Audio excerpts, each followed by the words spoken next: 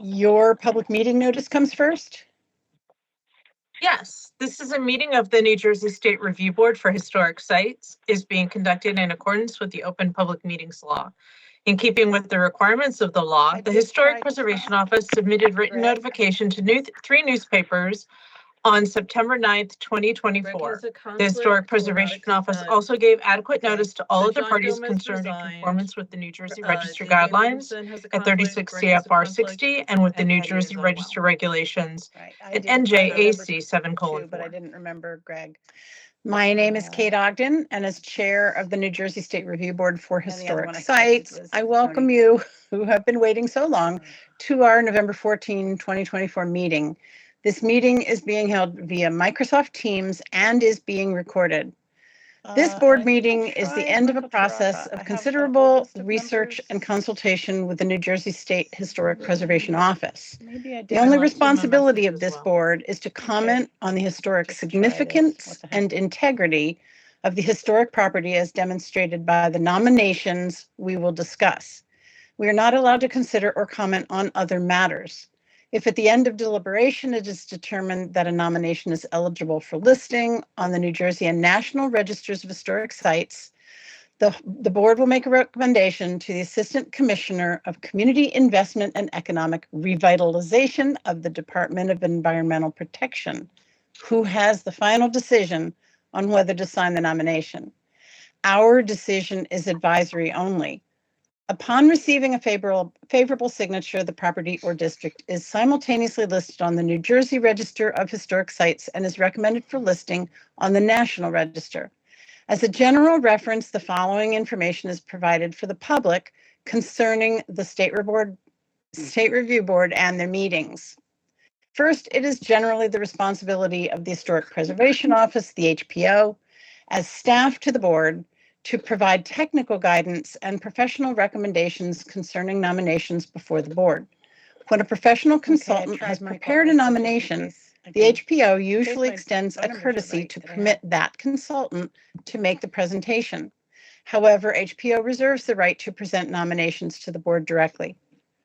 All public comment will be limited to the public comment portion of the meeting as directed by the chair. During the board's deliberation on the merits of a resource and during the voting of a motion, public input will be restricted to answering specific questions of members of the board. The board has guidelines that they ask applicants and members of the board to follow. I just don't know what. As the board is limited to evaluating historic properties in terms of the state and national register criteria, we ask that both the presenter and the public restrict their comments to the criteria and to the significance and integrity of the property in question. Please note that board jurisdiction is limited to whether the property being proposed for listing meets the criteria for evaluation. Once the presenter has made a presentation by summarizing the property's significance and eligibility in terms of criteria, the board will question the presenter. After these questions, the chair will solicit public comment. Public comments must relate to matters that the board is empowered to consider and should only include new material that is not included in the nomination and which was not part of the presentation. It's important that anyone presenting new information must be able to document the new information, and the board is likely to ask for the source of the information. Organizations will have the opportunity for two spokespersons who may speak up to 3 minutes each. Unaffiliated private citizens may speak up to 3 minutes each. The chair reserves the right to limit presentations and comments as required by the Press of Business. Here are a few additional ground rules for today's meeting, considering our virtual format. The audio and video of this meeting are being recorded. Minutes are being taken. Everyone except the board should have their camera switched off. I thought that was microphone, but I'll go with it. Everyone except the board members and the person presenting or talking to the board will be muted. That's it. Any members of the public attending this meeting who wish to provide comments to the board should indicate they would like to comment using the chat box at the top right of the screen. HPO staff will be monitoring the chat box and will let me know if anyone would like to provide public comment when we get to that part of the agenda. After we see if members of the public wish to express comments via the chat box, we'll ask if anyone participating by phone would like to provide public comment. The board has received copies of the nominations in advance and has had the opportunity to review them thoroughly. Nominations have also been available on the HPO website for public access. If, however, you'd like to receive a copy of any documents being discussed today, please use the chat function to request a copy and include your email address. Documents will be emailed to you. If you're participating by telephone and would like to receive a copy of any of the documents, please send an email to njhpo Just when at I feel high tech because I can dictate into my phone. And suddenly I dep.gov. can't do something else. If you didn't catch that, ask in My the chat. students are used to Request a this. copy and one will be mailed to you. Because documents were previously Yeah, they made think I'm available, lame. presentation of individual properties will be limited to 5 minutes, and we do only have individual properties today. There are no historic districts.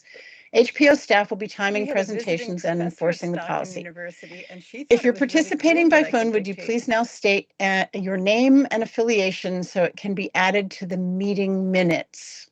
And with Tony, we know you're here.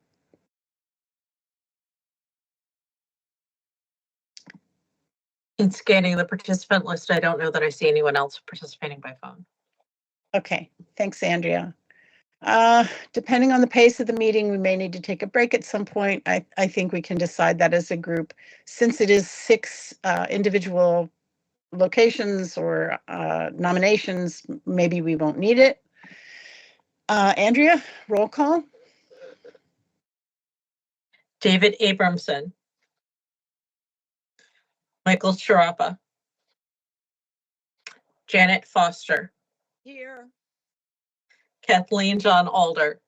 Here. Gregory Latanzi. Michael Mills. Here. Kate Ogden. Here. Anthony Piniello.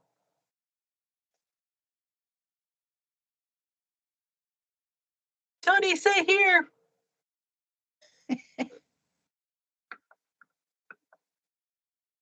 Tony, are you still with us? I don't see him.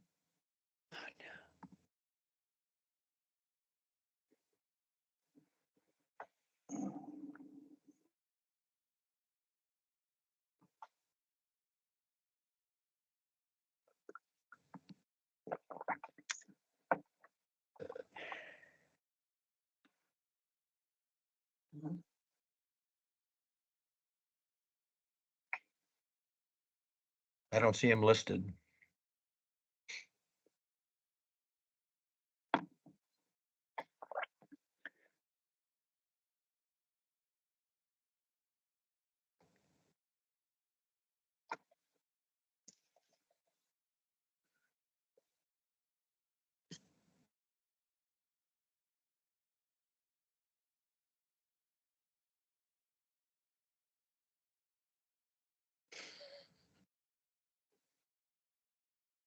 It's beginning to feel a little doomed.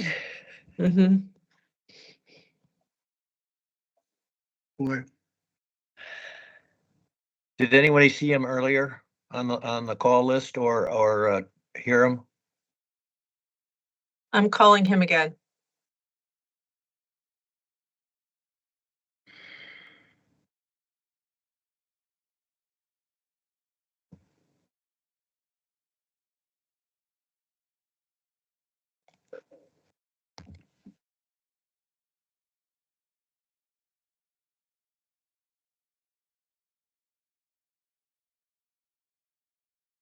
While we wait for that.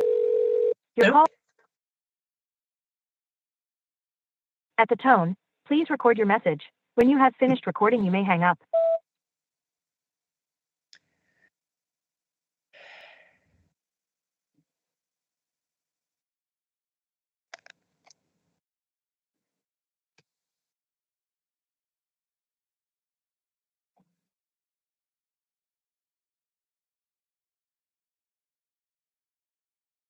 We have a staff person who is expert at technological troubleshooting, reaching out to Tony right now. So put a pin in that for a second. Michael Siegel, Here. so we were one short of quorum. Um,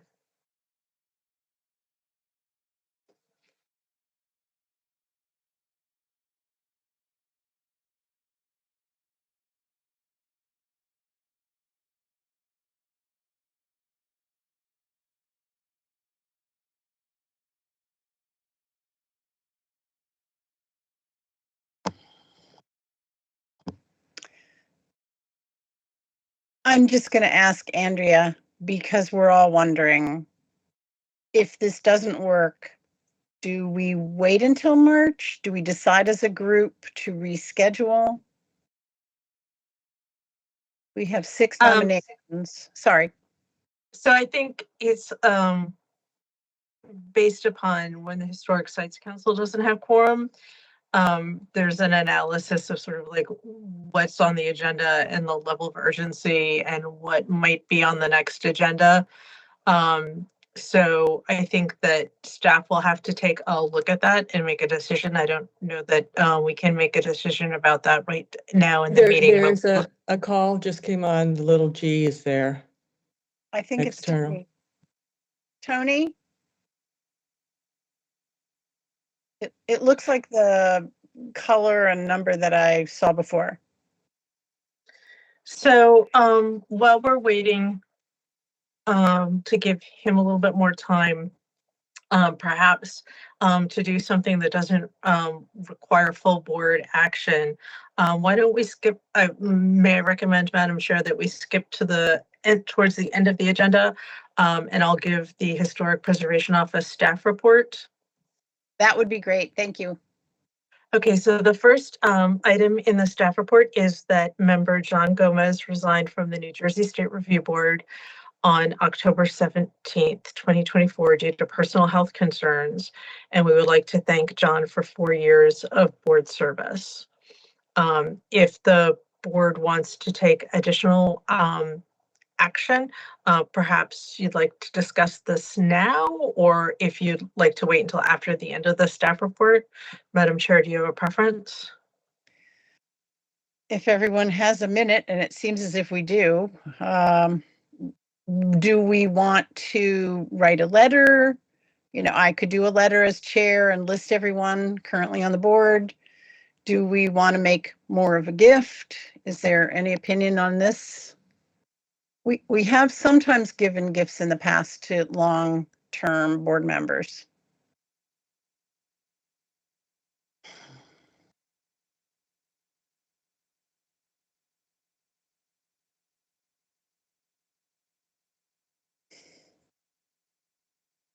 I think a letter, this is Janet, I'm shouting.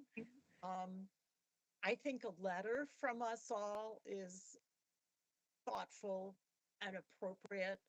I mean, we gave a gift to Phil Holt, who'd been on the board like 40 years, and not discounting 4 years, John, but I don't think we need to be in the pattern of buying gifts, but a nice commendation letter would be appropriate.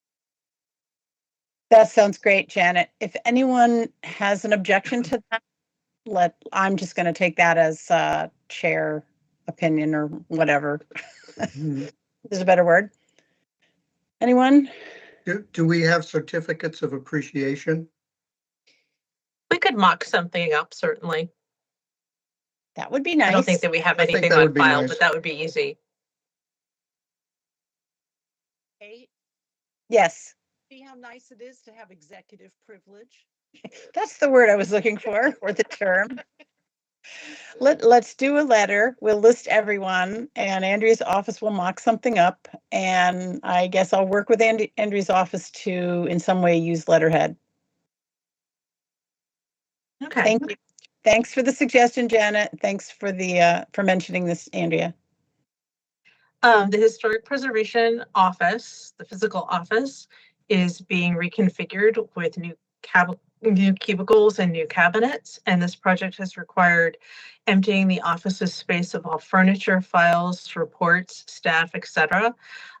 Historic Preservation Office staff are all working remotely from October 21st, 2024 through January 6th, 2025 to facilitate the project. In addition, the Historic Preservation Office has experienced 3 staffing changes.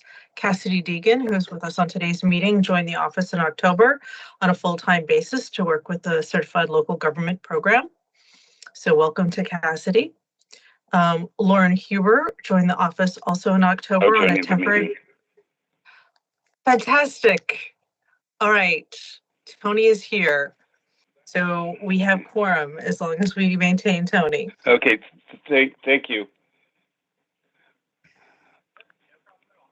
I'll pick up the rest of the Andrea? staff report. Yes. Okay. Thanks for joining us, Tony. I think we're going to jump right in on the nominations. I'm scrolling Okay. back. I'm really sorry about this, but anyway. We're glad you can be here. Thank you. Okay. Okay, where do I have the list? Here it is. The first nomination. Andrea, something? The first nomination is Tex Swipe Corporation headquarters in Upper Saddle River, Bergen County. And I believe that Emma Bruce is going to present, perhaps with Patricia O'Donnell. Yes, we're here and we're prepared to present. We'll share screen. Perfect. So you see the presentation now? Perfect. This is Patricia O'Donnell. We want to thank the New Jersey Historic Preservation Office for allowing us to present on the Tex Swipe Corporation headquarters in Upper Saddle River, New Jersey. I'm Patricia O'Donnell. Emma Bruce is with me, and we are Heritage Landscapes LLC on behalf of EarthCam, the current property owner. The boundary map included in the nomination shows the property in Upper Saddle River. It's 10.6 acre corporate campus. It was designed by James C. Rose, landscape architect. It is listed as a designed landscape. It was completed in 1985, and in 2024, it is the EarthCam World Headquarters. We provided in the nomination an existing landscape and resource map that indicates the contributing resources and the non-contributing resources. In the interest of time, we won't go into the detail, but we do have a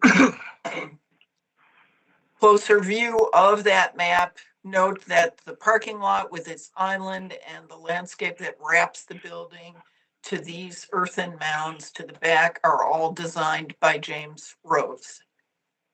We have in color here the contributing resources and in white the non-contributing. And resource A is the site, which is the contributing resource overall. In 1985, the landscape character and site features are well documented. This view shows the angular pools that are a Rose signature in the way he worked. We used a cultural landscape methodology, federal guidance to indicate that character defining features under these categories. A1 through A8 are the specific features we called out for the overall site. This similar view shows the character and features retained today with a high level of integrity. EarthCam World Headquarters is stewarding Rose's landscape. They made minor alterations to the building entry at the south facade, and the work of landscape preservation and rehabilitation by EarthCam is being done in collaboration with the James Rose Center. This is a view that we thought particularly valuable. It shows 2 James Rose sculptures in the landscape with the angular pools, with the framing of plant materials, the birch and the evergreens, the boulders, and the walkways, all of which are characteristic of Rose's work. The nomination cites criterion C, James C. Rose as a landscape architect and as one of those recognized as a leader in the modern movement. We also wrote in the nomination regarding criterion G because this property is less than 50 years from its original build out. Among the sources used for, this is Emma Bruce speaking. Among the sources used for this nomination, we primarily relied on The Heavenly Environment, which is a book and an accompanying film published by James Rose in 1986, in which he features Tex White as the corporate forest type. One of the key features of the landscape is the visual connection between the interior of the building and the landscape itself, as exemplified in this image from 1985 and maintained in this 2024 capture. The landscape also includes 6 sculptures by American artist Ernest Shaw. These pieces were collected by Edward and Florence Paley, who commissioned the site from James Rose. The sculptures were in place by the 1980s and remain in place today, exemplifying diverse mediums. The sculpture atop the earthen mounds is under ongoing threat due to the mounds and sculpture being placed within a utility easement under power lines. In terms of comparative context, there is only one other James Rose design site listed in the National Register. That is his residence in Ridgewood, New Jersey, which is nationally significant. Dan Kiley was one of Rose's colleagues at Harvard and one of the 3 founders of the modernist landscape architecture movement. 2 of his design sites are listed as nationally significant in the National Register as well. Rose's practice was very hands-on and improvisational, leading to a lack of clear documentation for most sites. This site is unusual in that it's relatively publicly accessible compared with many of his residential private designs, and it has a high degree of documentation. Thank you for the opportunity to present, and we welcome any comments or questions. Thank you very much. I'm just going to use chair privilege for a second and say that Ernest Shaw, the other sculptor, is a notable sculptor. I think he's still alive, and I think his son is perhaps a painter. So there's a family artistic connection there. Shaw is alive, sorry, Kate, and EarthCam is reaching out to him to have some discussion about how the Paleys originally acquired the sculpture pieces and to provide additional context to their own documentation. That is great, thanks. For those who know sculptures, they're the sort of wooden stone pieces that are a little Noguchi. And then there are, I think these are also his sort of metal beams that are a lot like Mark DeSuvero. Just saying that for the record, we do have an landscape architect here. I enjoyed this nomination a lot. I love the pictures. Thanks. Comments from the board?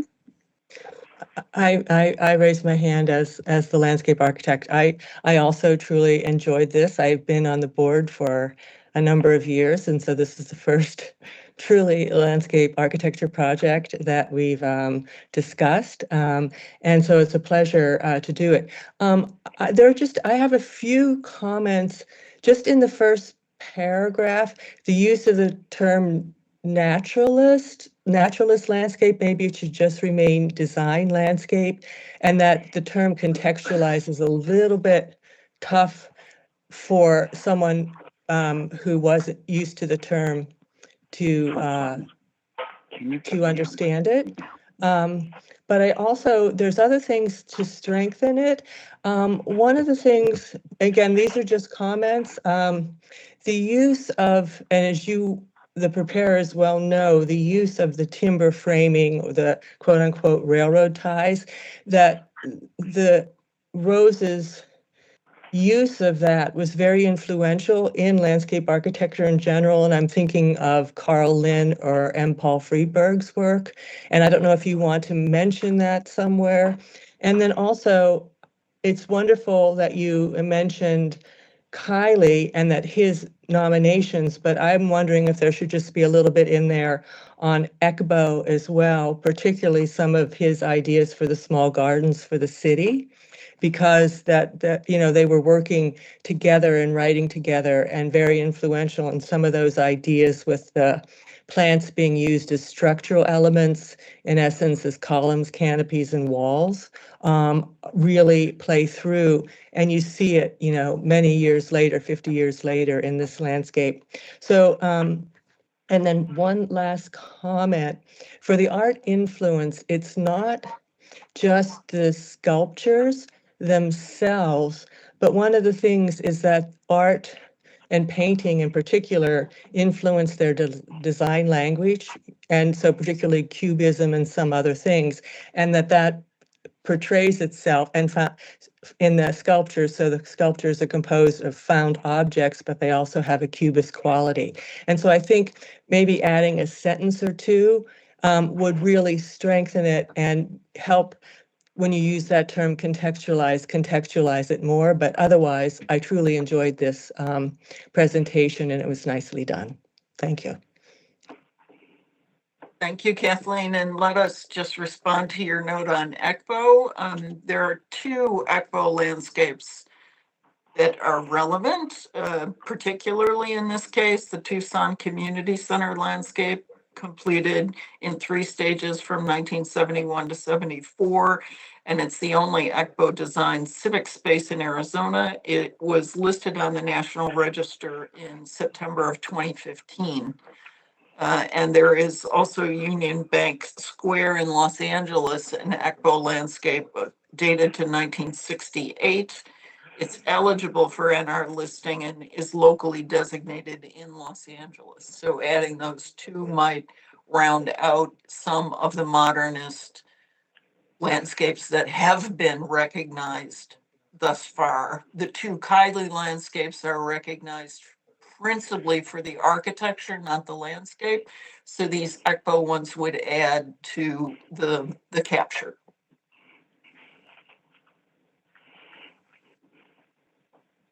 Other comments from the think board? I'd like to echo what Kate has said, that it's really great to see another James Rose landscape nominated to the National Register, and this one is particularly significant. And of course, excellent documentation and analysis always from Heritage Landscapes, and I enjoyed hearing about the context with other similar properties, the comparative analysis. And I think the views that are shown from the interior of the building out into the landscape are very, very helpful, and which kind of set the building in the landscape. One small suggestion is perhaps another building view would be helpful in understanding the landscape design. I felt, there were several shots that show the building in the background, which is appropriate for a landscape nomination. But just in terms of understanding the site, as an architect, it would have helped me a little more if there were maybe another view or two of the building itself, even though that's not being nominated here, just to show what components of the building were either being enhanced or what were being de-emphasized by Rose's design. And I understand it's a office building and it's a manufacturing facility, and and how Rose handled those components are really interesting. And I don't know, and not that they aren't covered well in the nomination. They are.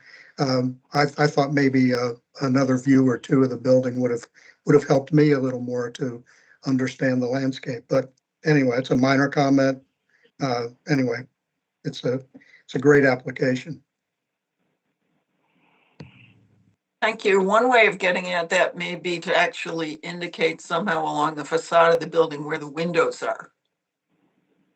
Because the interplay between the exterior and the interior is one of the key aspects of the design, and the windows wrap from the south to the west to the north and really relate to the landscape. So Right. maybe not so, maybe that helping to understand where the windows are, and then perhaps also taking a view from somewhere on the landscape back toward the building that shows some of the landscape features in the foreground and the building in the background so that the context is more complete. We can work with EarthCam to add those if that's desirable. That'd be great. I think the framed views that you have in the nomination are really helpful.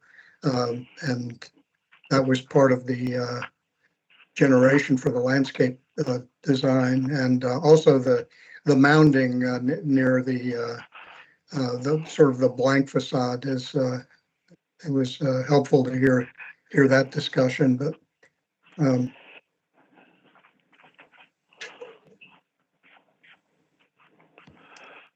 Anyone on the board?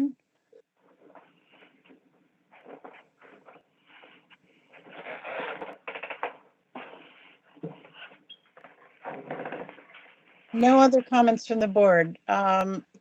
Members of the public, is there anyone else who wanted to comment? I don't see anything in the chat. Okay, thanks for monitoring that. In that case, do I hear a motion? I'll motion to approve. What do I say? I motion to approve with emendations, or the small comments made. Right, that's perfect, and I'm glad you made the motion. Second? I would like to second it. That would be great. So I'll call the question. Andrea? Ms. Janet Foster, Yes. Kathleen John Alder, Yes. Michael Mills, Yes. Kate Ogden, Yes. Anthony Paniello, Yes. Michael Siegel. Yes. The nomination with the motion passes unanimously. Great. Thank you so much for presenting that. I love the garden. Mm-hmm. Okay, so second on the list, I have to find again, sorry. Berlin Hotel. Berlin Hotel, Berlin Borough, Camden County. And it'll be presented by Sheila Kohler. Hello. Can you hear me? Yes. Yes. Okay, good. All right, let me share my screen.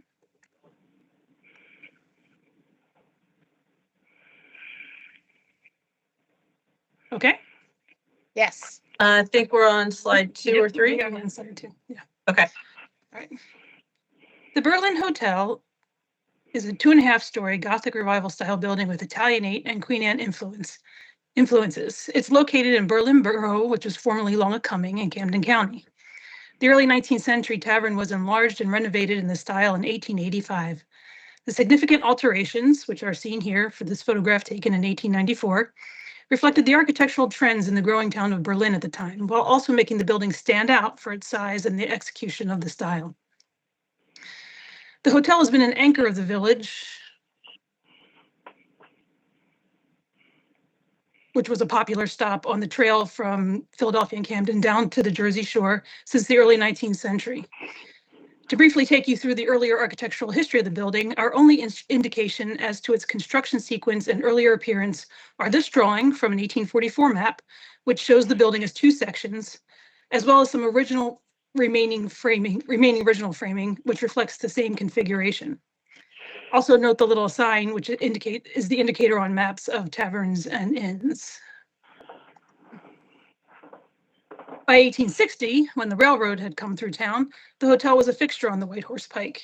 Here it is labeled the SS Cake Hotel. You'll see on the right side of the screen all the streets laid out, which is where the newer houses would be built in the latter half of the 19th and early 20th century. And it's those houses that were built in the styles that would give the town its character: Gothic Revival, Queen Anne, and so on. After its renovation in 1885, the building remained in use as a hotel with restaurants and other businesses on the first floor. This 1917 Sanborn map shows a few elements on the rear and sides that cannot be seen in the early photographs, which were all taken from the street. Along with the billiards room addition that we saw in the earlier photograph. We can see one-story porches on the rear of the billiards room addition, as well as on the north and south sides of the rear L. And there's also a one-story addition that was constructed on the west wall of the rear L, which is visible in this photograph. This view of the hotel is circa 1920, and we can see that's been painted in darker colors, and we can see a little glimpse of that one-story addition over the heads of the men. And what I like about this photo is that it shows that historically the hotel was located next to a gas station, because it's also located next to a gas station today. By 1930, the hotel had been repainted in lighter colors, exchanged its wood shingle roof for possibly asbestos shingles, and lost its shutters. But it was still in use as a restaurant and an ice cream shop, as well as a hotel. And it looks like from this photo that it was pretty popular. The building went through numerous first floor tenants during the 20th century, including restaurants, offices, and retail stores, while the upper floor remained in use first as a hotel and later as a boarding house with rooms rented weekly. After it was nearly sold and demolished in 1989, local residents bought and restored it, then continued its traditional uses, including a restaurant on the first floor, a store in the addition, and rooms for rent on the upper floors. This view is from about 1995, after that first restoration. In 2000, when it was once again threatened with demolition, the building was moved to a new site, repaired and repainted, and adaptively reused as an expansion of the local public library. Interior features, such as the entrance hall and staircase, were retained, while the previous restaurant and bar spaces were sensitively adapted as part of the library for shelves, seating, computer areas, and circulation space.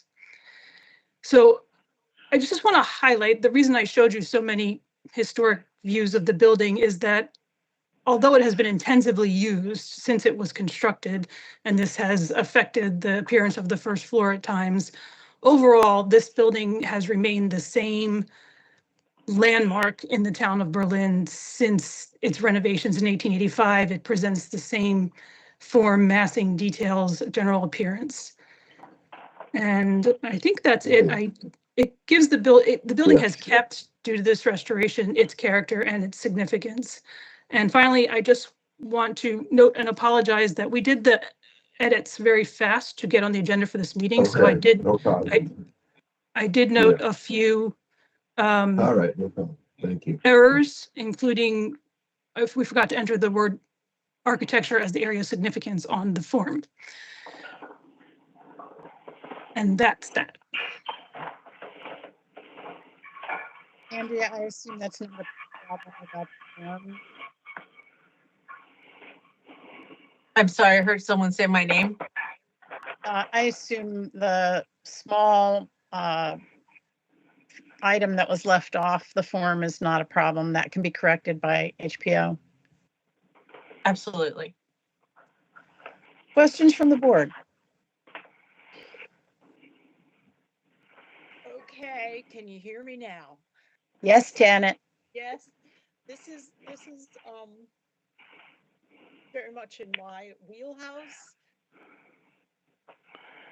I'm frankly very concerned about this as an individual nomination to the National Register in the area of architecture, and the fact that it's been moved, and claiming that it's an individual Gothic revival building worthy of individual listing kind of, to me, puts it in competition with, say, Lyndhurst. If this is to be given merit for its continuum of use, which Sheila just mentioned, and I think it's lovely the way it's been restored and continually used, that's a different area of significance. That would be a C criteria probably, but just basing this on architecture, I don't see it. This is not one of the premier examples of Gothic revival. If it is a premier example of Gothic revival and Queen Anne and Italianate additions to perhaps that little vernacular structure that's penned on the map, I think we need a lot more context. Are there other examples? Are there other public houses, as you might say, hotels that did this kind of thing? There are few examples of other Gothic-ish buildings in Berlin. I guess my real question is, why can't this just be rolled back into a historic district? For that, I think this is clearly eligible, but I'm not convinced individual nomination as architecture that this rises to that level. I don't know that I'm qualified to speak about whether it can be connected back to the district. The move did move it out of the district and up the street. Okay. There is not enough, probably, I obviously have not analyzed this. There's not enough connection geographically now between the building and the district. When the district nomination was written in '94, it was the opinion that it was individually eligible. I don't know if somebody else can speak to the district issue. So I've been to the site a number of times, and there is intervening new development that would argue against a boundary increase to the district to include the building. Okay. So it has to be individual, and because it's a moved building, the stakes get a lot higher with the Park Service, correct? Yes, and generally when buildings are moved, they lose their criteria A and B associations that may have been gained at their prior location. And so writing a nomination for a criterion C moved building is the most common path for a moved building. And when I toured the community with the Historic Preservation Commission chair, so look at other examples of Gothic revival locally, this does emerge as a very prominent and significant public building that really doesn't have an equal within the local area. So looking at it at a local level of significance, it was Historic Preservation Office staff opinion that this was a significant example. I would also add that I looked at, it's in the nomination a bit, but I looked at every hotel, inn, tavern from the 18th and early 19th century that I could find that was expanded, kept. Some of them are still standing, some of them aren't. This is the only building that was enlarged and renovated in an architectural style. The rest of them, it's all more sort of ad hoc additions. And as I showed in the nomination, a porch here and there to tie it together. So I don't know, it more stands out from the other examples than fits into a context of this is a thing that people did with their old taverns and hotels.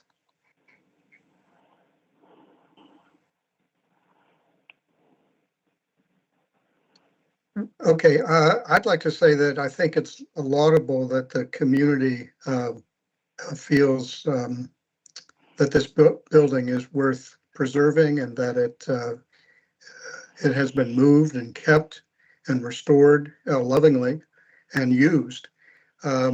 However, as to whether it's eligible for the National Register as an individual structure, I think this is not a strong case. In fact, I think there's a real integrity issue with this building, and that the Park Service is not going to go along with this as an individual listing on the National Register.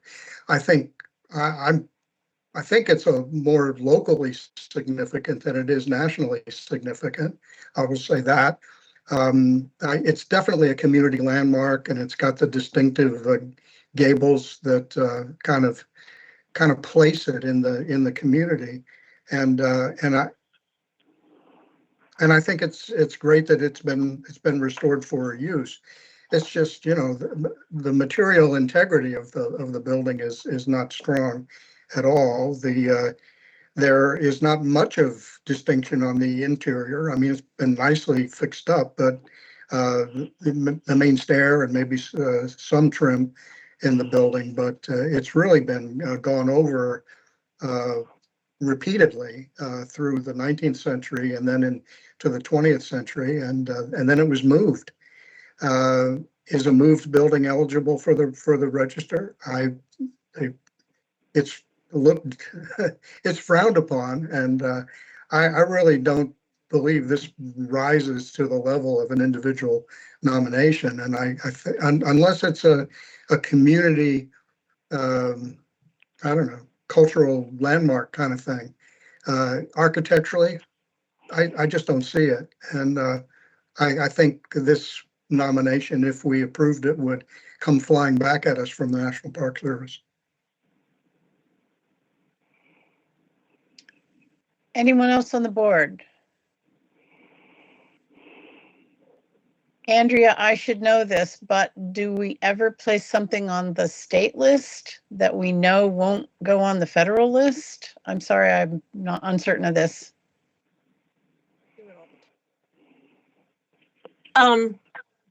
They use the same criteria. So usually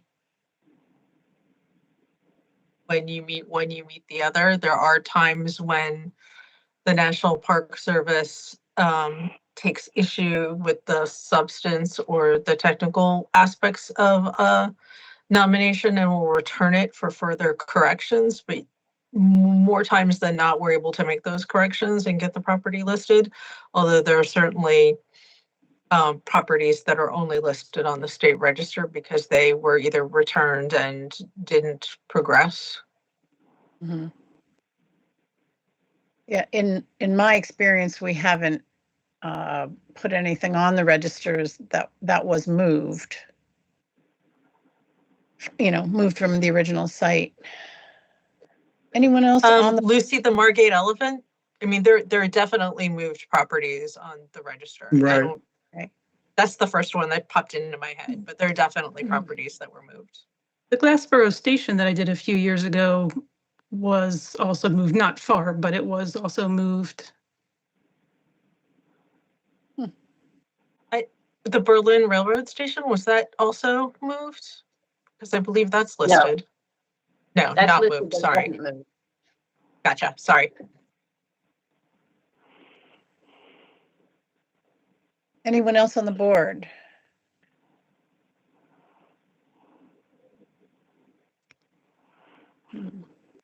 Do we have any comments from the public? No request to speak in the chat. Oh, I do see Margaret Westfield has her hand raised. Go ahead, Margaret. Thanks. I just wanted to clarify one thing. I've been working on this building. I was involved with the move in 2000, which was the only way we could save it. There's now a drugstore in its location, and the drugstore actually donated the building as well as some money to move it, which was great. And at that time, there was tremendous support from the local population and the mayor to save the building. It is publicly owned, and having it listed on the state register would do us a tremendous favor to ensure that future generations and future administrations continue to preserve this local landmark. Is there a local district? There is. Or is there a list of historic buildings in the Berlin area? There is, and Tina Hoffman is on this call. She's the chair of the local HPC, and she'd also like to voice some thoughts. Go ahead, please.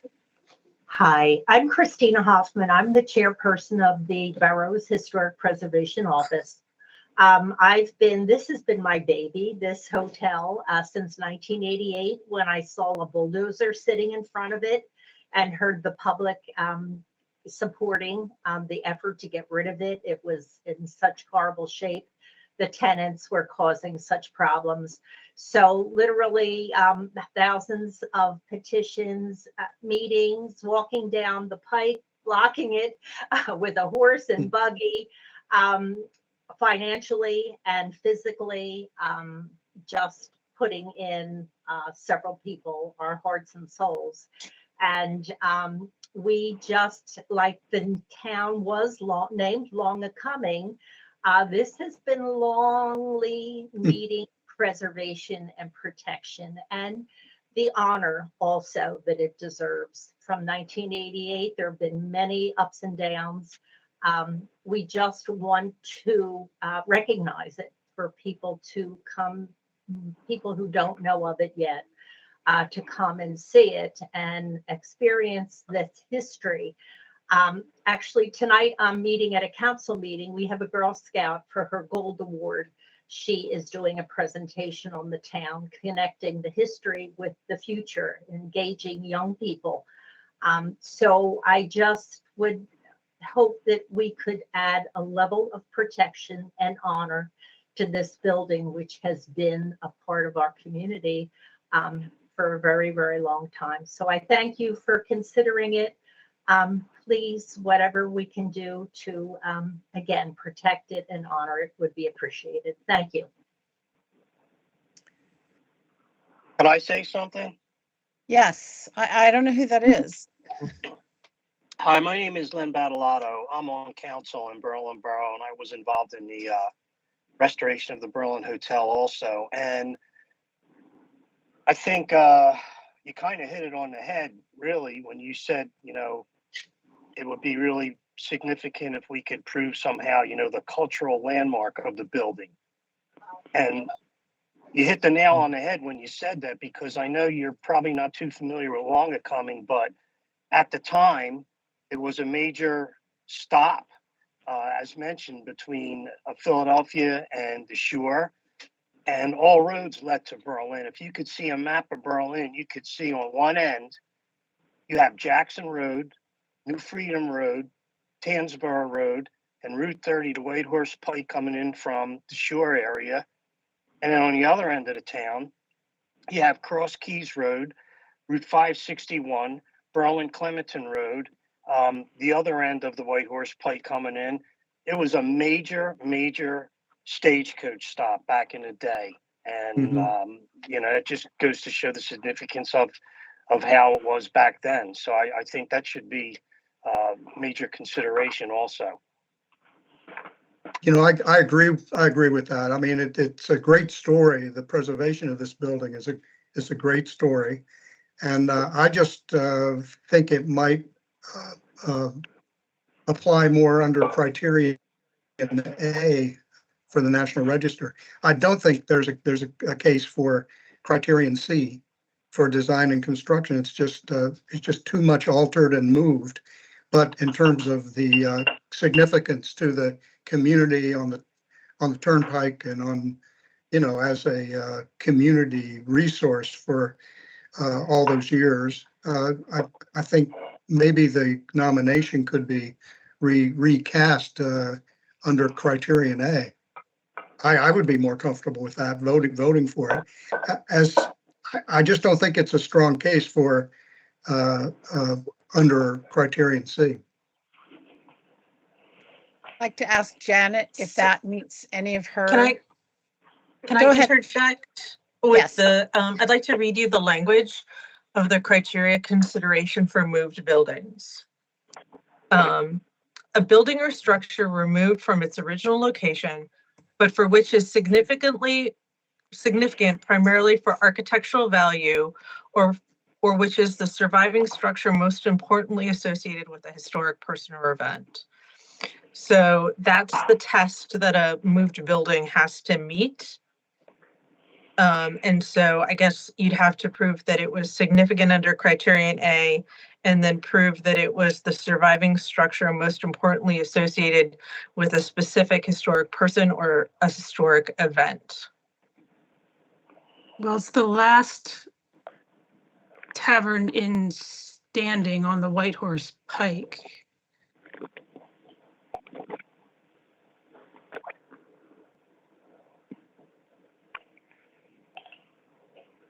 I should say that continued in use as a tavern. The Bodine House was early on a tavern, then it was converted to a private house before the railroad came through. It's continued Janet? Continued use is a very key part of preserving buildings. So the fact that this continues to be used is wonderful. And as Michael said, there've been a lot of alterations to make that happen, and that's kind of normal. I mean, buildings do need to adapt and change, which makes this, though, really a local landmark about continued use in Berlin and where all the roads come together, history of the White Horse Pike, and is probably worth designating a special way of local landmark for a local landmark regulation for a local landmark building. But as presented, I can't legitimately support this nomination because it doesn't the guidelines that we're to follow, and the board is supposed to follow those guidelines. It's always hard, but we're not supposed to consider what happens next with the building, whether it's being demolished or whether it's being honored and gets its name in lights. Neither of those things is a consequence to the way that this board makes a decision. So I'm not dismissing the value of this in your community at all. I see that it's been very important and will continue to be very important.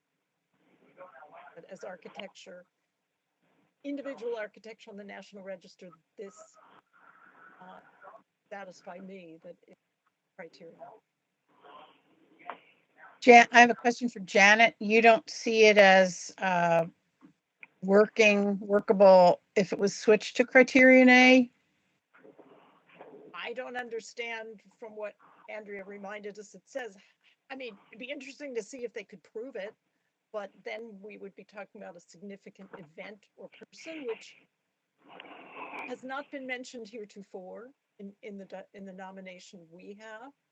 Yeah, right.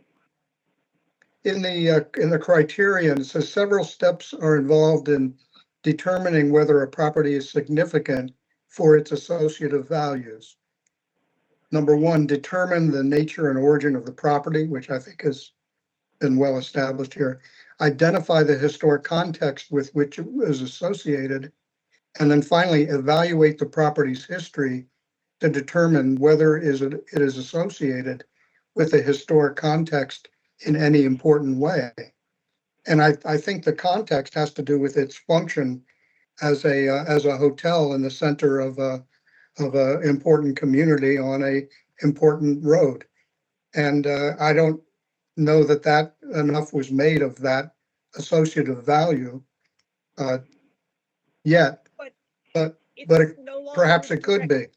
It's no longer directly on that road. It is on the road. It's on the same road. Side of the road. But it's been flipped, right? Its context is already, by being moved and reoriented. It's a little wonky in that respect. So was Lucy. That's true. Yeah. Well, I didn't get to vote on Lucy, so we don't have any comments. But Yes, but this is more significant than Lucy.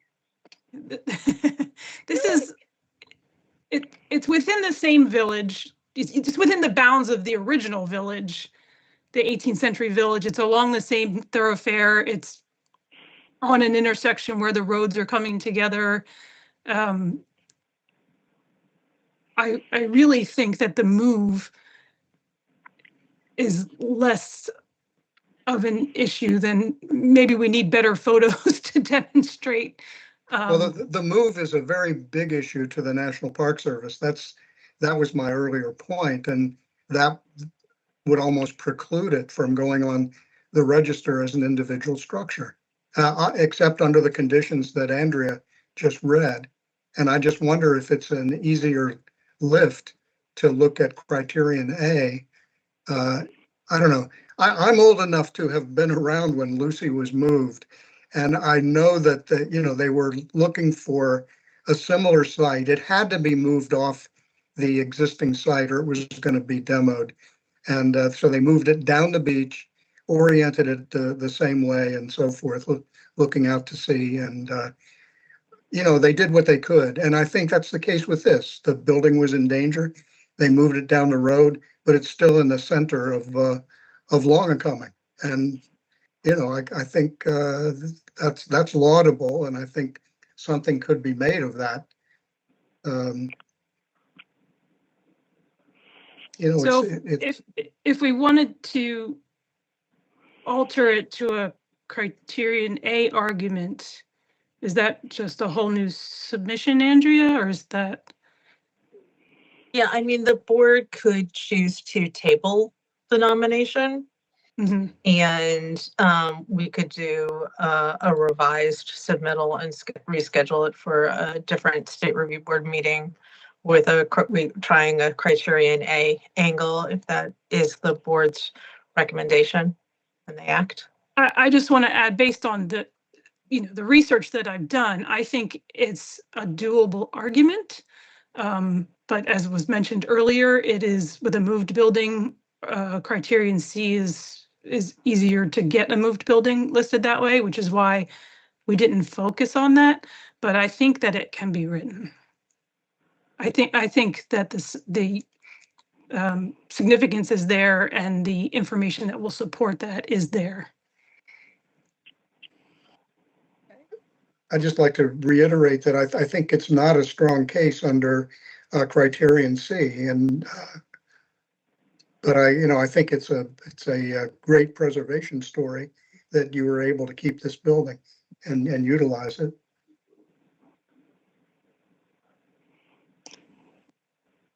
Andrea, do you recommend calling a vote of the board on tabling?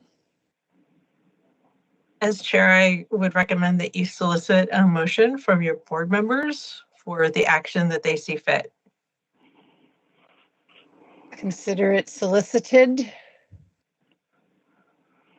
Give us a chance.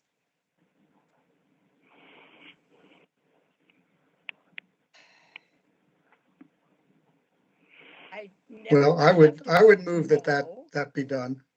Yeah, I never have to vote no, but good luck with if you and your community are willing to try this. I think can't stop you from trying, and so I would recommend we table this now without further comment. And I'm gonna come back. I'm going to take Michael's comment as the motion and Janet as the second. Is that acceptable to you too? Sure. Okay. So we vote on this, correct, Andrea, on tabling? This is a motion to table. Correct. This is a motion to table. Janet Foster? Yes. Kathleen John Alder? Yes. Michael Mills? Yes. Kate Ogden? Yes. Anthony Piniello? Yes. Michael Siegel? Yes. The motion to table passes unanimously. Thank you, everyone. Whoops. Okay, I guess we're just not sharing a screen.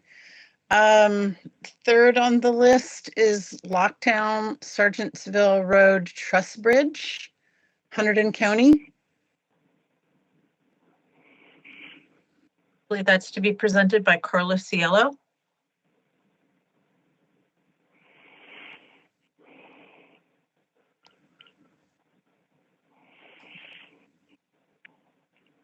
You're muted, Carla.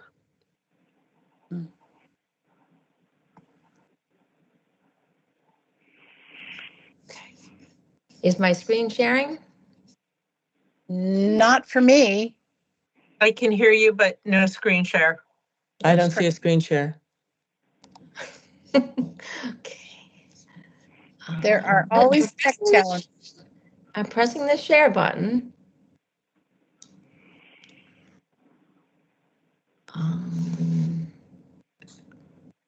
Okay. Clean sound. Add back. No. Don't want background.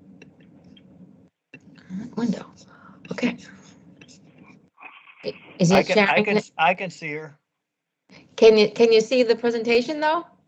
No, No. Carla, what I can do is share it through my screen and you can just let me know when to move on to the next slide. Okay. Does that work for everyone? thank you for Thank you, your help. Stephanie. Yes. Yep.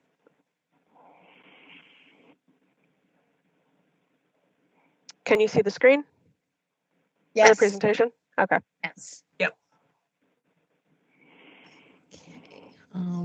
Okay, so the Locktown Surgeonsville Road Trust Bridge over Plum Brook. It's you can go to the next screen.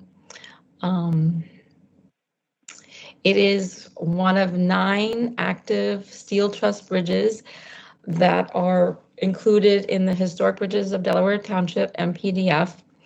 A couple months ago, we did about 7 stone arch bridges, and now I'm moving on to the truss bridges, and I intend to get all of the eligible ones listed. So this is my first truss bridge in this project. Next slide. So Locktown Surgeonsville Road was chartered in 1799, so it's a very old road. You can see where the bridge is located. There's the red circle over Plum Brook from the 1851 map. So it's midway on the road. And You want me to both just do, I didn't leave anything out there, right? Okay, I won't bother you. both villages were very important historically because they both had a creamery, and they were the oldest creamery. Both of them were opened in 1881 and were the oldest creameries in Hunterdon County. Today the road is not a major road, but historically it was important. Next slide. So in 1922, the bridge was built according to this newspaper advertisement in the Trenton Evening Times, calling for saying that the bridge contract was awarded to Snook and Sons, and the location was near George Smith's property. You can see the circle from the 1902 map. Isaac Smith owned it at that time, and I checked in the census records, his son was George, so I'm assuming that the farm passed to his son. And it describes the location on Surgeonsville Locktown Road, and the price was $1,495. And there was an allowance for extra concrete work, which I'm assuming was for the abutments. And it was going to be a steel truss with a concrete span and a concrete floor and a span of 45 feet, which matches the current span. So that tells us that it was built in 1922. Next slide. So Snook and Sons was formed by Curtis Pendleton Snook, who was the grandson of John Butler Snook, who was an English immigrant and a self-taught architect, very notable for his cast iron fronted buildings in New York City. This one is at the corner of Broadway and Chambers. There's many other buildings that are on the register by John Butler Snook. So his grandson lived in Montclair, actually Upper Montclair. He had an office in Newark. He was a Columbia University graduate in civil engineering. And he had a local office in the Shannock and did a number of bridges in Hunterdon County and Somerset County. So this is one of the few noted examples of his firm. Next slide. So this bridge is an excellent example of a 3-panel Warren Pony Truss bridge. And it remains with integrity today. Next slide. This is a view prior to 1946, as it was built in 1922. It was assembled from steel angles. So all of the components in the bridge are steel angles. And what that did was actually simplify the assembly, because it didn't need any shop assembly. Next slide. So they're all steel angles, sandwiched with a gusset plate and riveted with a gusset plate in between the angles. So that's the top chord, the slanted end posts, the diagonals, and even the lower chord. They're all just angles. And the rivets are larger than in an ordinary truss bridge. I mean, I wanted to call it a truss type, a subtype, but that wasn't part of the MPDF, so we took that terminology out. But it really is a subtype that it's made just with angles, and larger rivets. And the outriggers are an original component of the bridge. So it's a forward-thinking way of building. Next slide. And spacers, you can see the spacers, that this is at the outrigger. They are where in between the gusset plates.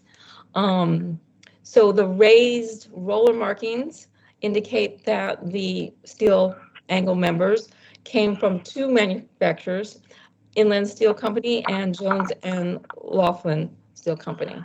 Next slide. And so, as I said, the outriggers are original, and the pipe railing and the mounts for the pipe railing are also original. Next slide.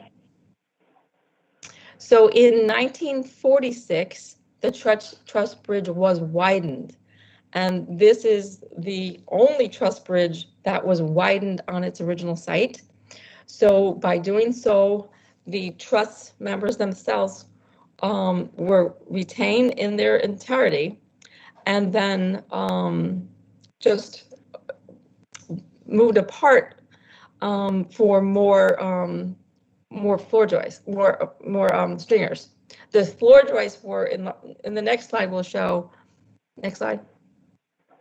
So the next slide shows larger floor joists and more stringers, and just moving those the trusses apart.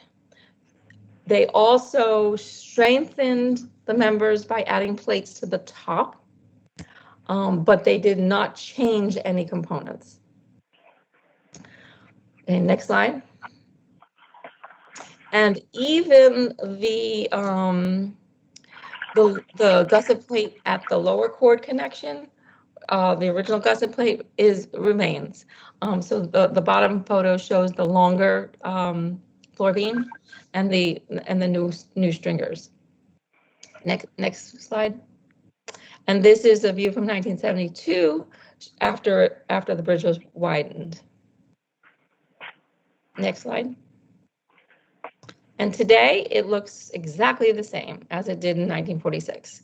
There has been no changes since that time. Next slide. And this is the view looking south. The setting remains rural. And next slide. The upstream side. And the next slide. And the downstream side. And I think that might be it. Oh, one more. Okay. The downstream side. Thank you. That's great. Comments, questions from the board?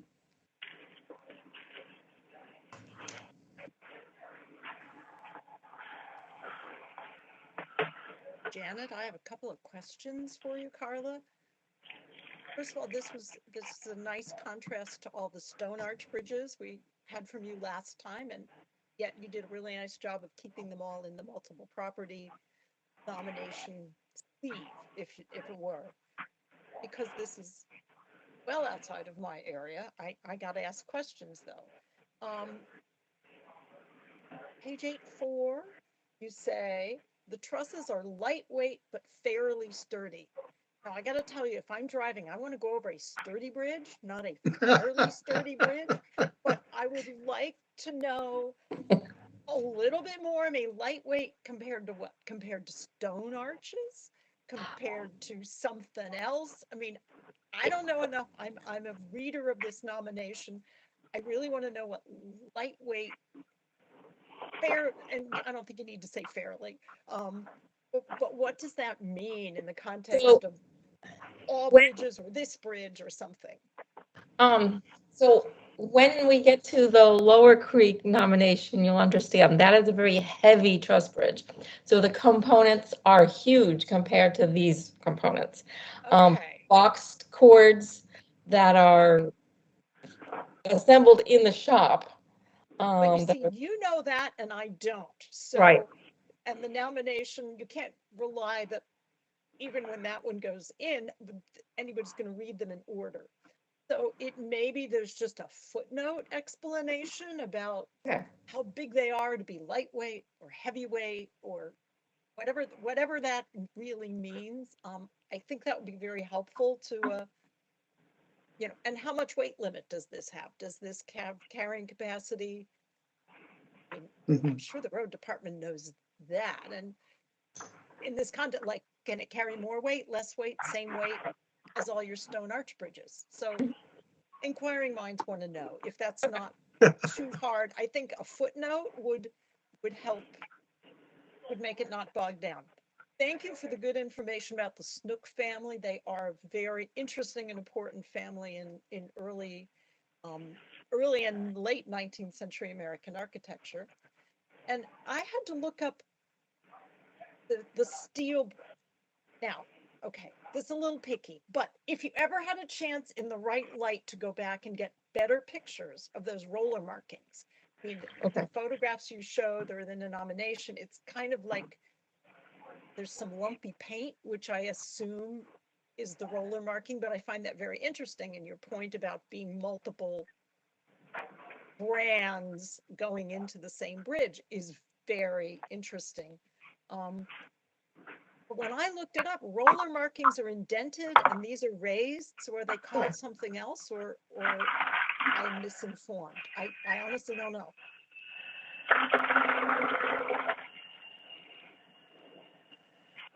I don't know. Okay. I mean, maybe one of your bridge guys knows. Maybe they're all called roller markings, whether they're rolled into the steel or they're, I don't even know, embossed, raised somehow. And you say, and I quote, "It is not uncommon to find two or more brand names on various components of a 20th century truss bridge." Great. I think we need a footnote for that though. Is that your observation in Hunterdon County? Is that something that has more? That's from the historicbridges.org. That I found bridges in that database with 3 steel mills. Okay. I might just suggest another footnote because they're easy to insert and just say that's how we know this and it left me wondering. You have it on yours how now? you knew that, how many bridges you had looked at. On yours now? But a I had nice a number, I addition. just didn't have anything. Okay, people viewed it. But thank you, Carla. That was really an interesting addition to the canon of who knew it's in New Jersey. Thank you. If I might suggest, oh, sorry, Kathleen, just about those roller markings, if you rephotograph them with a raking light, like another cell phone or flashlight to the side, you might get sufficient shadow for the raised letters to be much more legible. It's just a suggestion. Kathleen? Oh, I just want to say, as someone who was born and raised in Pittsburgh with many of our steel bridges and witnessing the demolishment of the Jones and Laughlin Steel Company that was along the Monongahela or the Mon, as we said, this was really wonderful to read because it actually brought back memories of growing up in Pittsburgh and seeing those amazing steelworks and all of the wonderful bridges and other infrastructure that came from that. And so I just wanted to just insert that. It has nothing, to do with the nomination, but I also think it's really important. Well, maybe it is important to note that that company is no longer, and that plant in Pittsburgh, I don't know if it was the Pittsburgh plant, but it's no longer. But there was also a really interesting metal truss bridge that connected both sides of that steel mill because it was on both sides of the Monongahela River. Blast furnaces on one side and the plant on the other.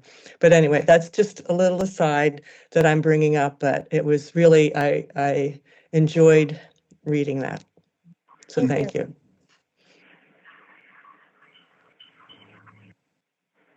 Other comments from the board?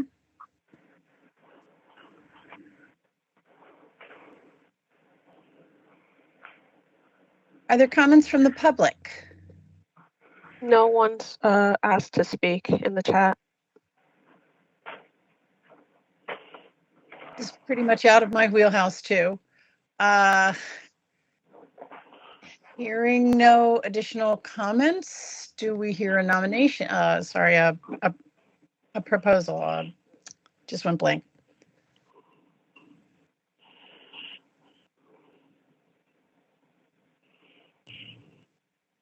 I would make a motion that we accept the Warren Trust Bridge nomination with consultant considerations of the suggestions or emendations that were made. I'll second. Calling the question, Andrea? Janet Foster, Yes. Kathleen John Alder, Yes. Michael Mills, Yes. Kate Ogden, Yes. Anthony Piniello, Yes. Michael Siegel.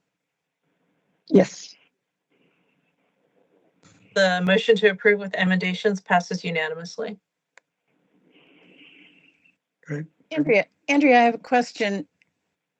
Is this, it sounds like the plan is to do all of these bridges in the area, the 9 bridges. I take it that it's just easier to handle one at a time. Doing them as a group would be much more challenging. I think that we are referring, so under a multiple property umbrella, every property needs to be individually listed under that multiple property umbrella. And so each requires its own individual nomination. I understand that Carla is working on a number and they're at various stages, and we're referring each to the board as they become technically and professionally complete and sufficient. Okay, thanks. How about we move along with the next one? I know it's been 2 hours and we may need a break. I don't know how Perth Amboy Public Library, how quickly that will go. But I'm suggesting that we do one more and then perhaps have a short break. Okay. I'm seeing a few nods, so let's go ahead with that. Next is Perth Amboy Public Library, Monmouth County, Asbury Park City. And this will be presented by Margaret Newman.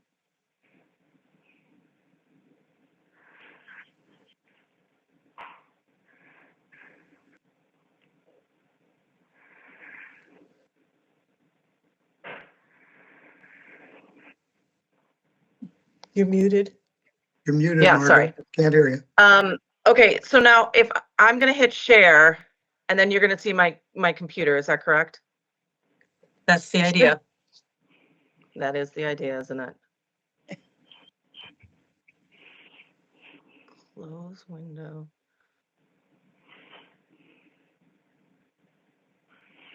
Yes? Not yet. Not yet. I'm sorry, you guys, I stopped paying attention and I didn't watch anyone else set this up. Okay. The share button should be right next to the leave button. Yeah, except I The top close. right. Oh, there you guys. top right. Yeah, I thought I did that. Oh, select tab to share. Window, entire screen? Yeah, there we go. How's that? Not yet. Okay, you guys, I don't know. Go back to this. I can pull up Stephanie? the nominee. I can pull it up. Yeah, The presentation. thank you. Mhm. So Margaret, Stephanie will share her screen and you just need to tell her when to advance the slides. Okay. Do you see the screen or the presentation? Yes, thank you. Yeah. All right. Okay, there we go. Sorry. Okay, so this is the Perth Amboy Public Library, located at 196 Jefferson Street, Perth Amboy City, Middlesex County. Being nominated for its architecture at the local level as an example of a building type, a Carnegie Library. Next screen, please. When you said this, Carnegie Um, Library.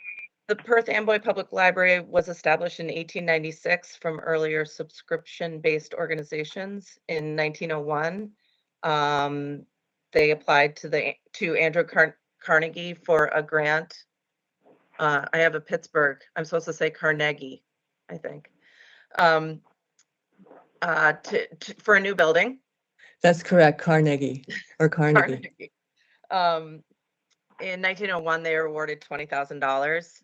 You can see on the Sanborn map in the upper left, the original building sat back from 190 or from Jefferson Street. It had a rectangle across the front with a semicircular section in the back. The upper right shows a historic postcard of the Beaux-Arts building, the original Beaux-Arts building.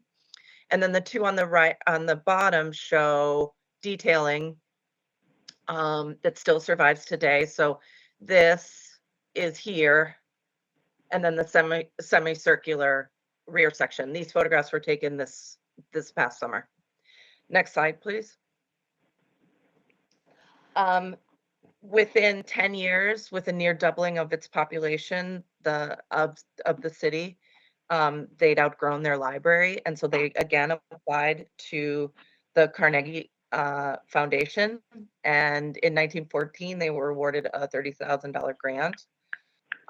They built this classical revival section in front of the original building, so you can see on the Sanborn map, which has been corrected to later dates, but this is a 1914 Sanborn, corrected to 1930, 1941, and 1950.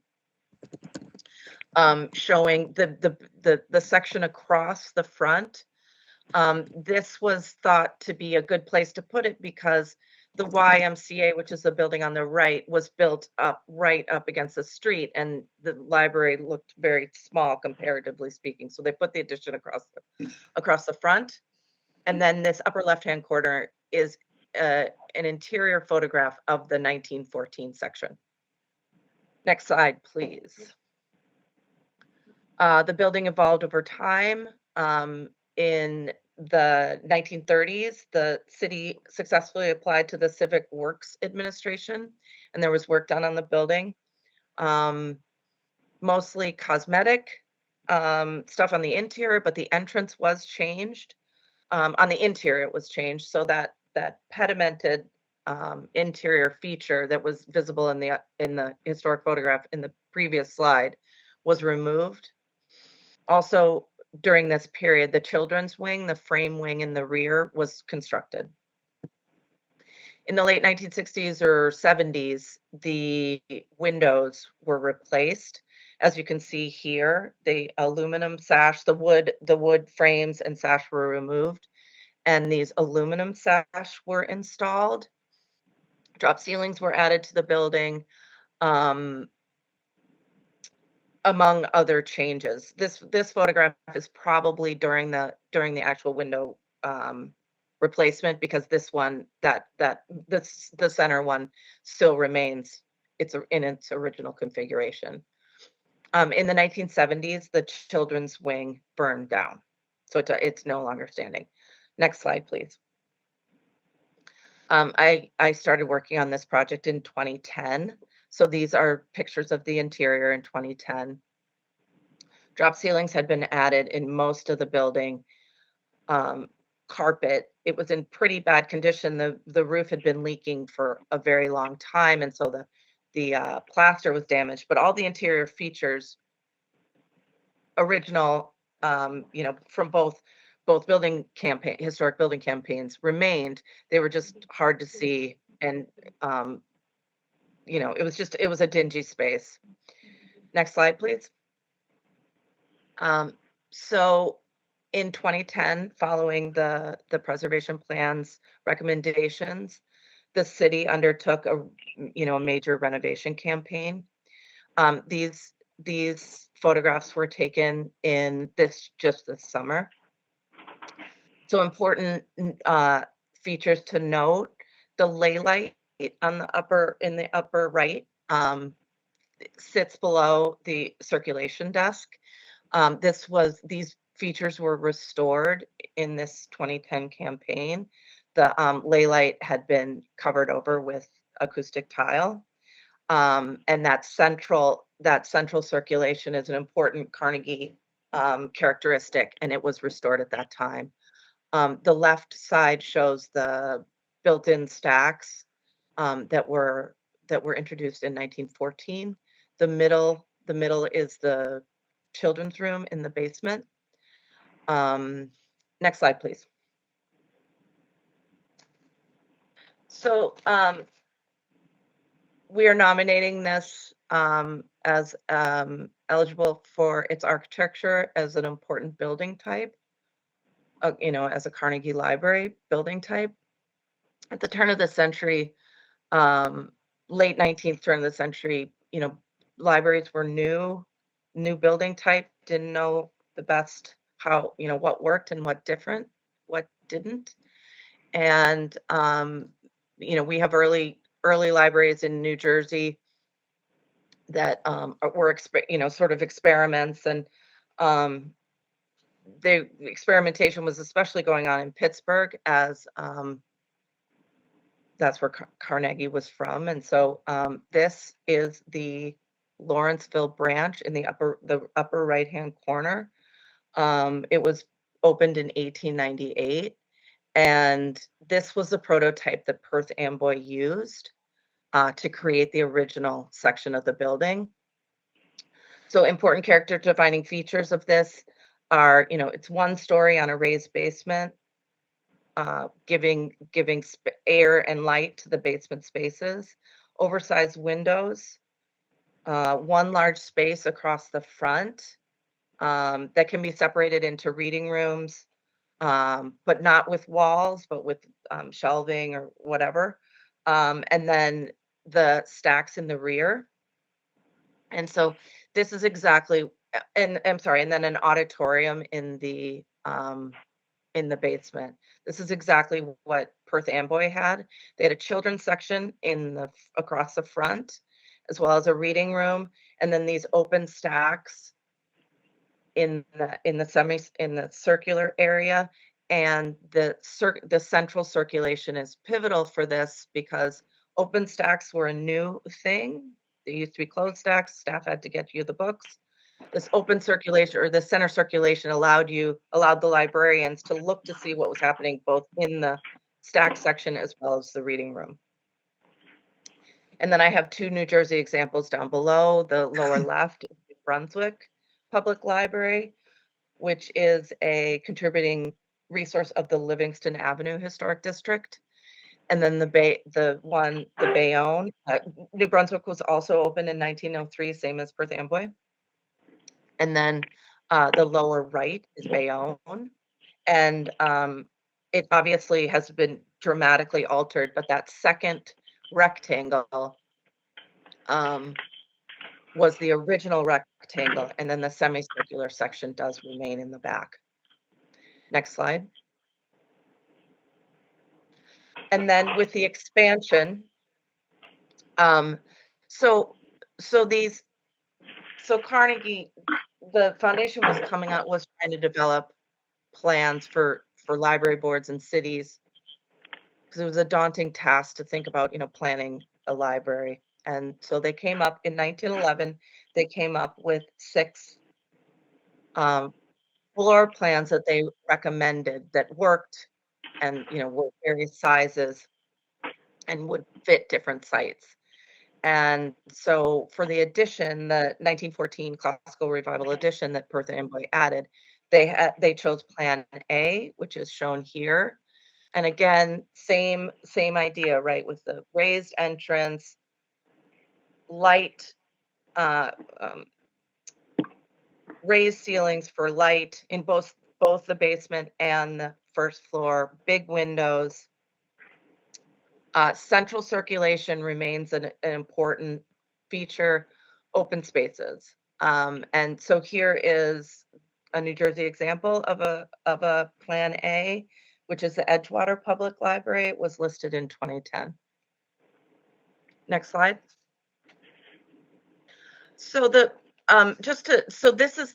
here's the original. So the front section is the 1914, then that middle section is 1903. And then the one on the right-hand side is the addition, an accessible addition that was begun in 2010, wasn't fully complete until 2020. The Perth Amboy Library is significant under Criterion C at the local level in architecture. Built over 2 major campaigns, the library represents the important characteristics of Carnegie libraries of the 1903 and 1915 eras in form, architectural detailing, organization, and layout. With its form of a 1-story building with a raised basement, its symmetrical brick construction, economical use of white terracotta embellishments, raised center entrance, embellished door surrounds, and large windows, the Perth Amboy Library embodies the architectural detailing espoused by Carnegie for his libraries. Both sections are based on endorsed floor plans, including light and airy basement spaces and open first floor plan accessed by an interior vestibule. The first floor is organized with reading rooms across the front with open stacks and central circulation desk on the first floor. All of these are character-defining features of the Carnegie Library building type. And just as an aside, I started working on this. My first draft of this nomination was in 2012. I'm not kidding. And but the city pulled it.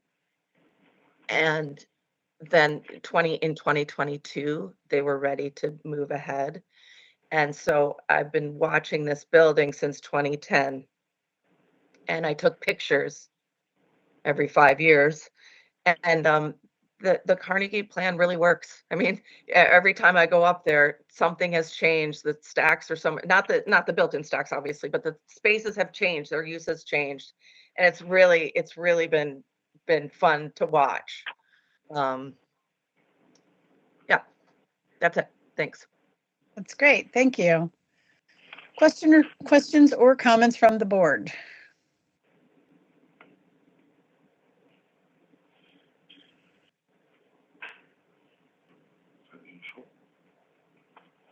Well, I'll make a comment that I think it's great to see, 2 building phases and really complete buildings, both endorsed by Carnegie and both with architectural integrity.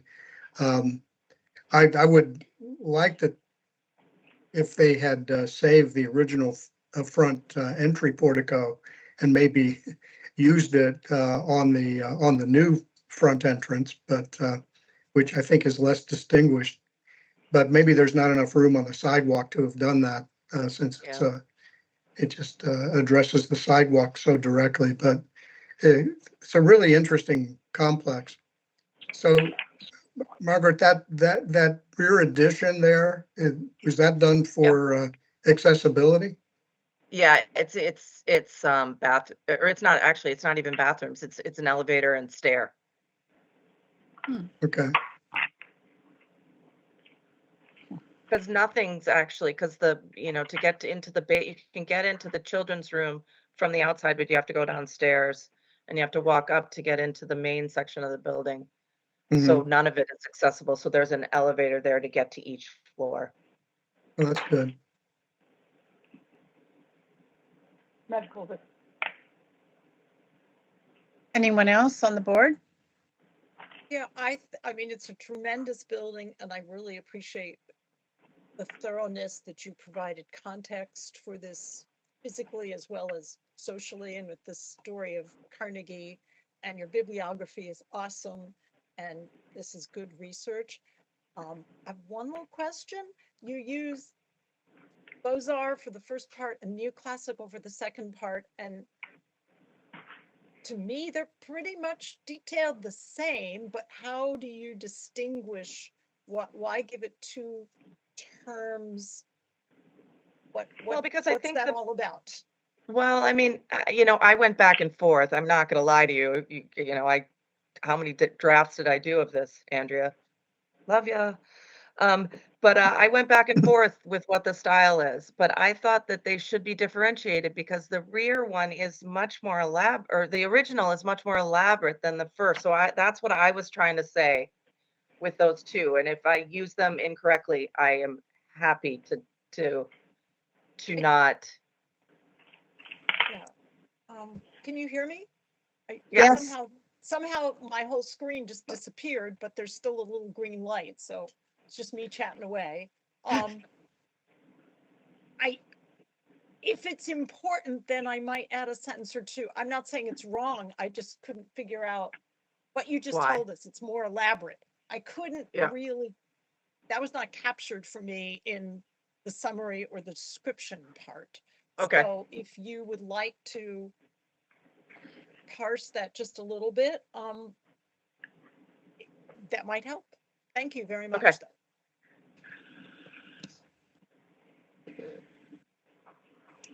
Anyone else on the board?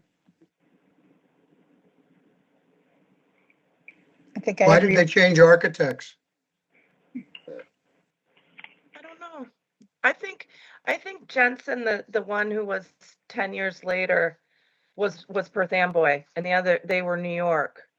So I think, and he was Danish immigrant. So the city had changed a lot in the 10 years between the two sections.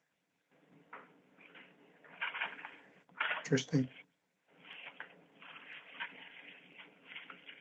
Anyone else So on the Janet, board? I just wrote elaborate as to why different styles, and then I realized it's elaborate. Is that the same word? Elaborate and elaborate? That's crazy, right? It depends how you accent the syllable.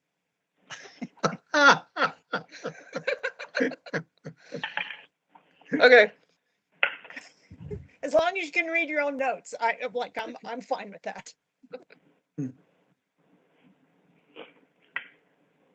Anyone else? Opening comments to the public. I don't see any requests in the chat. Somebody has their hand raised though. I saw that too, and I have trouble telling who it is. Lizette? Lizette, Yes. go ahead. Can you kindly hear me? Yes. Thank you so much. My name is Lisette LeBron. I act as the Chief of Staff for the Office of the Mayor for Mayor Helman Caba. And I thought it was important just to provide a statement on his behalf because he wasn't able to join the call. So on behalf of Mayor Caba, he just wanted to, just share that, this public library is more than just a building. It really is a symbol of our rich history and a dedication to our initiative in terms of education, culture, and inclusivity. And so over a century, it served, as they eloquently recap for us, a place of a resource and really how our community connects. I have to thank the current director as well as the existing board for really taking the library to more of a 21st century approach in terms of its programming and its current design. The nomination for this historic site designation, it really is an opportunity to honor the library's architecture and its kind of cultural significance, and while preserving it for, or ensuring its preservation for the future. So in 2022, I'm not sure if I didn't catch if this was shared or not. We were fortunate to receive $1.5 million in federal funding through the support of Congressman Frank Pallone Jr. This funding has allowed for us to begin some critical renovations, including the installation of a chairlift. That was really important for us. We actually hosted kind of the unveil of the chairlift in 2022 alongside Congressman Pallone. But again, I just wanted to, just share on behalf of the mayor that the library's designation as a historic site will not only protect its legacy, but also reaffirm its role as being an important cornerstone of Perth Amboy's identity. It strengthens our city's appeal for a cultural destination, which we're really proud of. It fosters community pride with the work that our current board and library board of trustees are doing, along with its staff. And it really preserves a space that continues to inspire and serve for future generations. So on behalf of the mayor, we urge the state review board to recognize the Perth Amboy Free Public Library as an integral part of New Jersey's history. So we look forward to learning more about what that decision is going to look like. Thank you. Thank you. Anyone else from the public?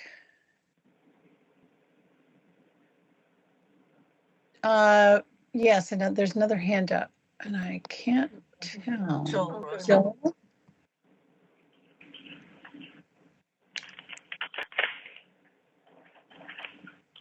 Go ahead, Mr. Rosa. Can you guys hear me? Yes. Wonderful.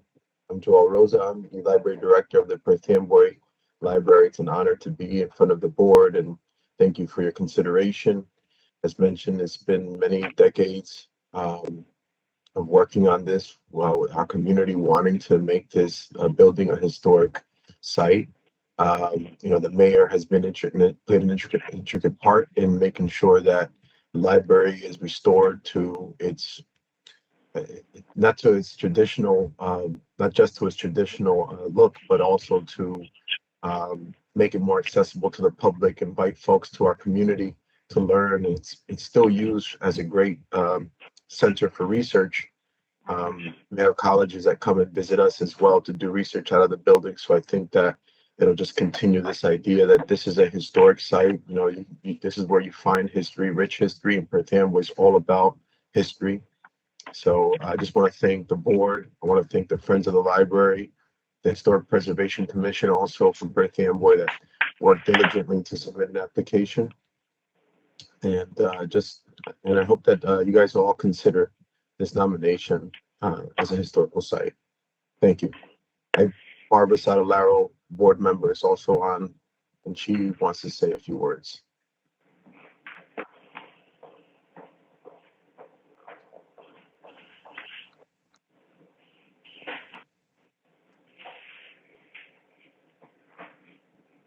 Technically, I think we have two public comments, but go ahead if you're there.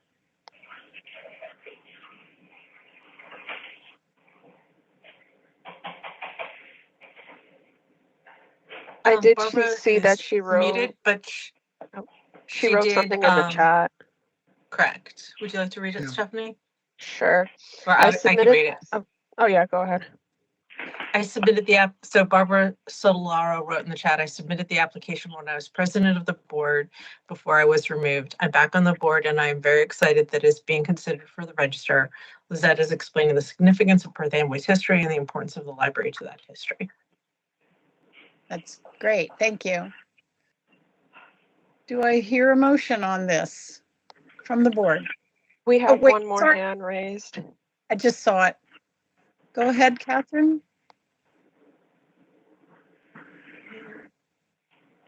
You're muted, Catherine.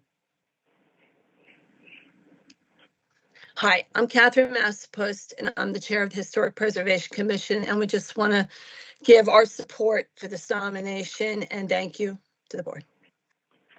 Thank you. Thank you.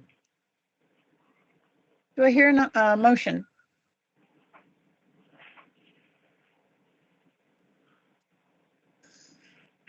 I'll move that the nomination be accepted.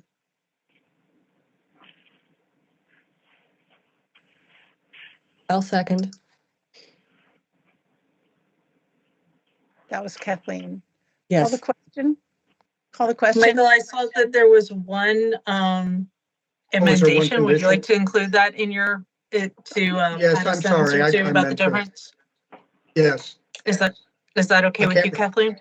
I Yes. can't recall what it was, but It yes. was adding a Elaborate. sentence Elaborate. about the Elaborate. distinction between the two architectural styles in the two Yeah, building campaigns. Of course. Yep. Okay. Yeah, that'd be great. Janet Foster, Yes. Kathleen John Alder, Yes. Michael Mills, Yes. Kate Ogden, Yes. Anthony Piniello, Yes. Michael Siegel. Yes. The motion to approve with the single emendation passes unanimously.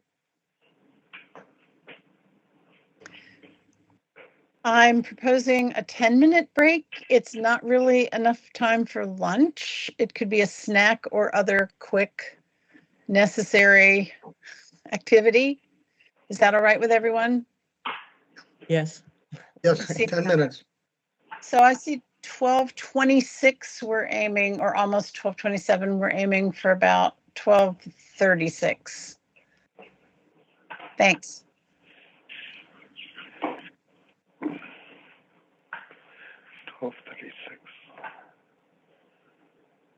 Hello? All right. No. Hi, Tony.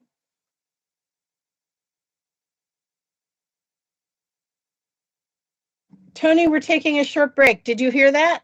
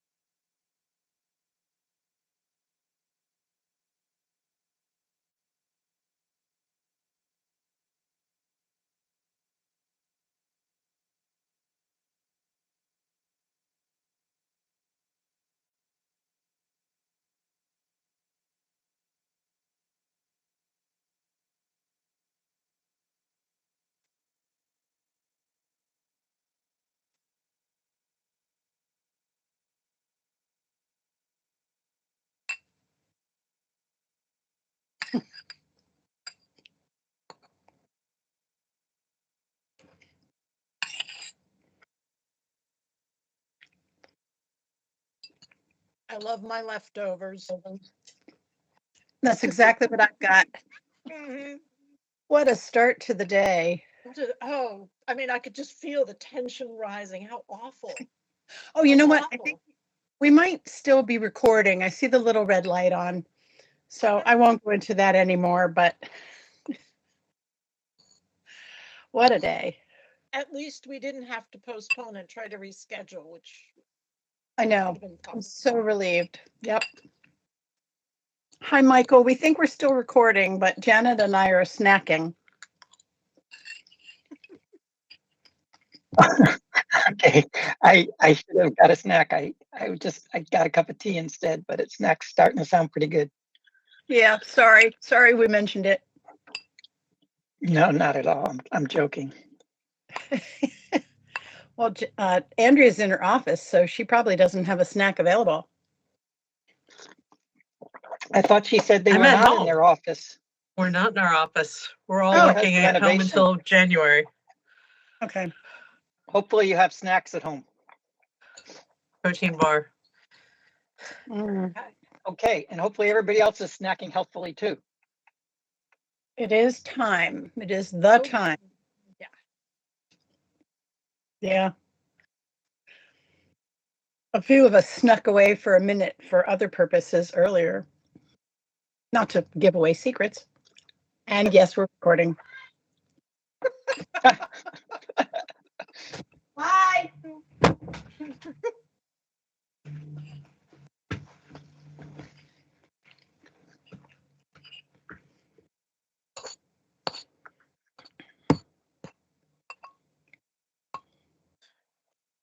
At 12:37, Madam Chair, would you like me to do a roll call to see if we still have quorum back?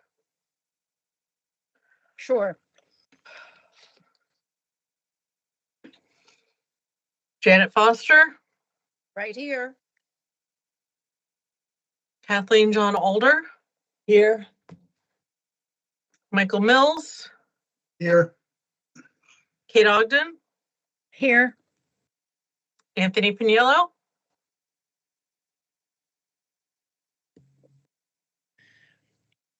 I see your telephone number, Anthony.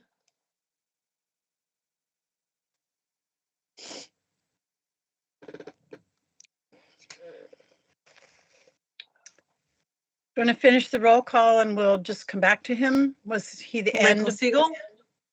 Here. Okay, we're at the end. Oh, well. Andrea, I actually saw two different numbers earlier. So you may have to call him back in. I saw that as All well. right. I did too, yeah.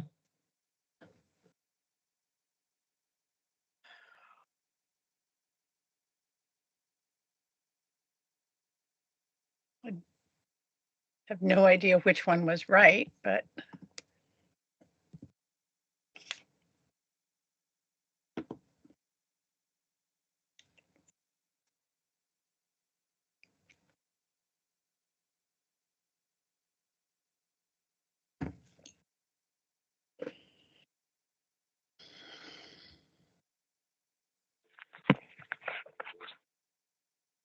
Hello, Tony.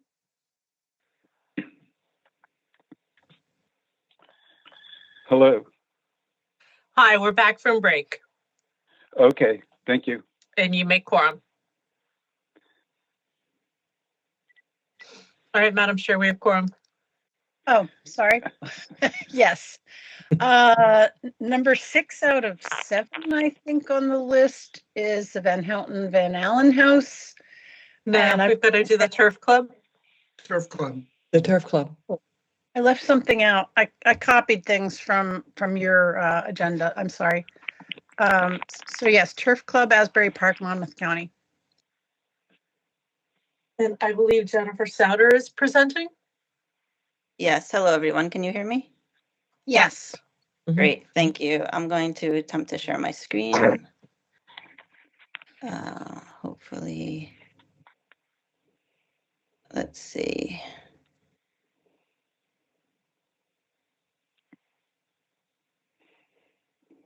let's see. So I might need some guidance as well. When I'm on the share, it says presenter mode, it says window, stand out side by side. Doesn't seem to give me an option to actually share. Let's see, it says share content when I click share. And then it says underneath it, presenter mode. Do you have content multiple only. screens in your setup? Nope, just the one. Let's see if and when I press it, nothing seems to happen. Let's see. Are you on a Mac or an IBM compatible? I am Mac. It says we need permission to share your screen. Go to security and privacy settings. Oh dear, sorry. Let's see, privacy. Do you want Stephanie to share the presentation via her screen and you can tell her to advance? Yeah, I can do that. Yeah, for people's for timing, yes, it does seem to allow me. Oh no, it's telling me to quit Teams, so I don't want to do that. So if you don't mind, thank you so much. Okay. Thank you. Do you see? I see the first I see a slide. split screen. Oh yes. Okay.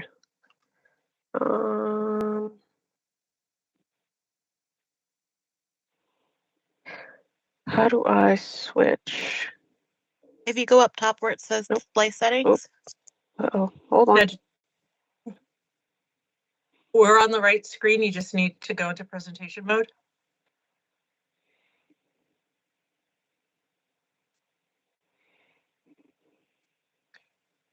The bottom right next to the sliding scale, there's like the screen.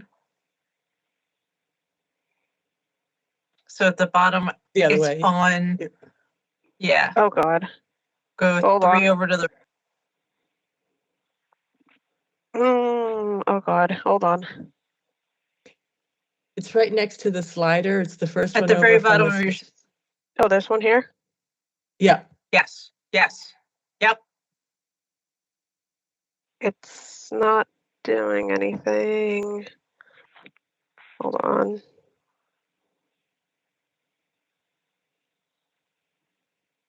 Hold on, let me reopen it.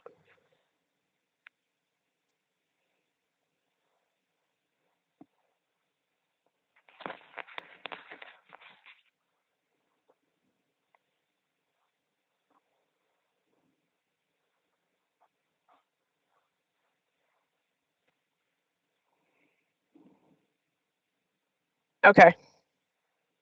Can you see it? Yes. Perfect. Yeah. Good to go. Thank you so much. I'm Jennifer Souter. I'm the board president of the Asbury Park African American Music Project, presenting the Turf Club. And AP-AMP works to share and document the history of Springwood Avenue in Asbury Park. And we're working to restore the Turf Club back into a community venue for culture and music. And advance the slide, please. The Turf Club, constructed in 1956, is a slab-on-grade, one-story building with a low-slope roof set behind a low parapet wall. The concrete unit masonry wall construction is finished with a thin coat of painted stucco at the exterior. The mural, as seen in the image, was painted by artist Larry Walker. And now, if you don't mind, there's about 2 or 3 slides that we can scroll through that show the exterior. Next, thank you. And then we can pause on the next one. Thank you. The Turf Club is significant statewide under Criterion A due to its association with the rich musical history and heritage of Asbury Park's West Side that dates to the turn of the 20th century and thrived through gospel, jazz, and rhythm and blues. It's also significant under Criterion G due to its continued presence along Springwood Avenue beyond the 1970s civil unrest into the early 1990s. Next slide, please. Springwood Avenue was the main commercial center as well as the musical enclave for African Americans living in and near and visiting Asbury Park through much of the 20th century. The Turf Club is the only structure of over a dozen music venues, some of which were African American owned, that remains to tell the story of the musical and cultural heritage along Springwood Avenue. The original Turf Club opened at 1125 Springwood Avenue in 1940 and moved to its current location at 1200 Springwood Avenue in 1956. Next slide, please. Based on oral histories, physical clues in the architecture, and historic images, we know the large open area served as the main bar and club space, with a three-sided bar set about the center of the space, facing north, and a stage set behind the bar along the south wall. The bar engaged the two columns, and seating was set along the remaining three sides. Along the west wall was the location of the dressing areas for the entertainers and musicians, and restrooms for patrons. The walls were finished with plaster directly on the concrete block. The ceiling was a suspended acoustic tile in a checkerboard pattern, and the flooring was a resilient tile. Can you please move to the next one? Thank you. Actually, and these, and the next one as well. This shows some interiors, these two. Great, perfect. You can pause on this one. Although the exterior was unadorned, the front entrance is distinct. It has a clipped corner entrance, which is finished with painted brick and rounded glass block side lights, and a square shouldered corner above the door serving as a cover or overhang. The windows are typically hot rolled steel frames and sashes with different multi-light configurations, several of which remain and are currently being restored. Go to the next slide, please. And the next. And the next. And one more, please. Thank you. The history of the Turf Club is similar to many other venues along Springwood Avenue, but unlike others, it repeatedly survived economic turmoil, civil unrest, and changes in demographics. It also survived changes in what was popular musically by continuing to provide high-quality musical entertainment late into the the late 20th century, when many other venues had closed and were eventually demolished. This 1963 image includes music venues such as Cuba's from 1934, the State Ballroom, which opened in 1938, and the Turf Club, which is circled in red and opened in 1956. Next slide, please. Civil unrest in many of New Jersey's cities and certainly around the country as well began around the mid-1960s, impacting predominantly Black neighborhoods. In Asbury Park, July 4th, 1970 was the start of several days of civil unrest along Springwood Avenue, and by July 7th, at least 9 stores were burned out and many others have been damaged. This image shows neighbors fighting the fires from the roof of the Turf Club, at the time was called Wakey Showplace, while a New Jersey state trooper stands on the roof. Next slide, please. The impact of civil unrest coupled with economic decline changed the West Side neighborhood dramatically, leading to a steady decline of the neighborhood on the whole, but the music and entertainment scene specifically. As the city government and the tourist population turned their backs on the city overall and the West Side neighborhood in particular, there was widespread loss of the commercial district, as seen in this 1979 aerial image of Springwood Avenue, where the Turf Club, shown circled in red, is the only remaining building from prior to 1970 that's still standing between Memorial Drive and Atkins Avenue. This decline only continued so that by the early 1990s, the Turf Club was one of the only places left that spoke to the history and cultural impacts of the music and entertainment and cultural heritage of Asbury Park's West Side. Next slide, please. Based on the historical research and the existing architectural fabric, the period of significance for the Turf Club is from 1956. The date the Turf Club moved, as long as you can all hear me, into the current building at 1200 Springwood Avenue in 1990, when it was converted into a sports bar and later damaged by fire and forced to close. We appreciate the opportunity to share this information with you, and as well known in the nomination, there's a lot more detail, but thank you.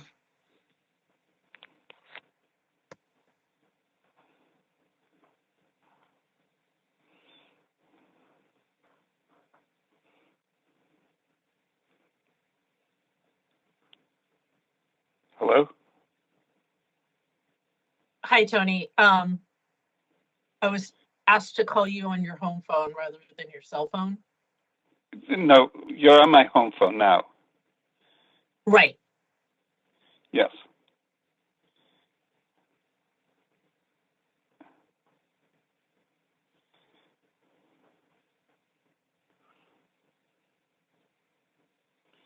Hello? Yes, so which phone would you rather participate? My home phone. It's more reliable. Okay, so you can, if you're still on your cell phone, you can hang it up and participate through the home phone. Oh, I didn't know it was still on. Okay. Madam Chair, if you were trying to speak, you're muted. Sorry. Comments or questions from the board? Tony, we're on Turf Club Asbury Park City. Yeah, I heard the application actually.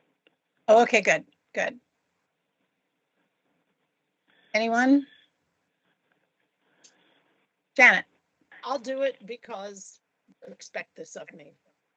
This was fabulous. Thank you very much. This was maybe the best Criterion A nomination I've read in maybe ever or a long time. You neatly describe a relatively nondescript building, but have a huge amount of context and information for why this cinder block corner building is actually a repository of a lot of important history and memory. So thank you very much for your work on that.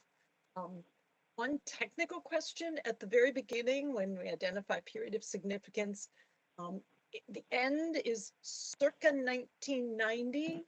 On section 8, page 8, you say the music bar closed in 1990.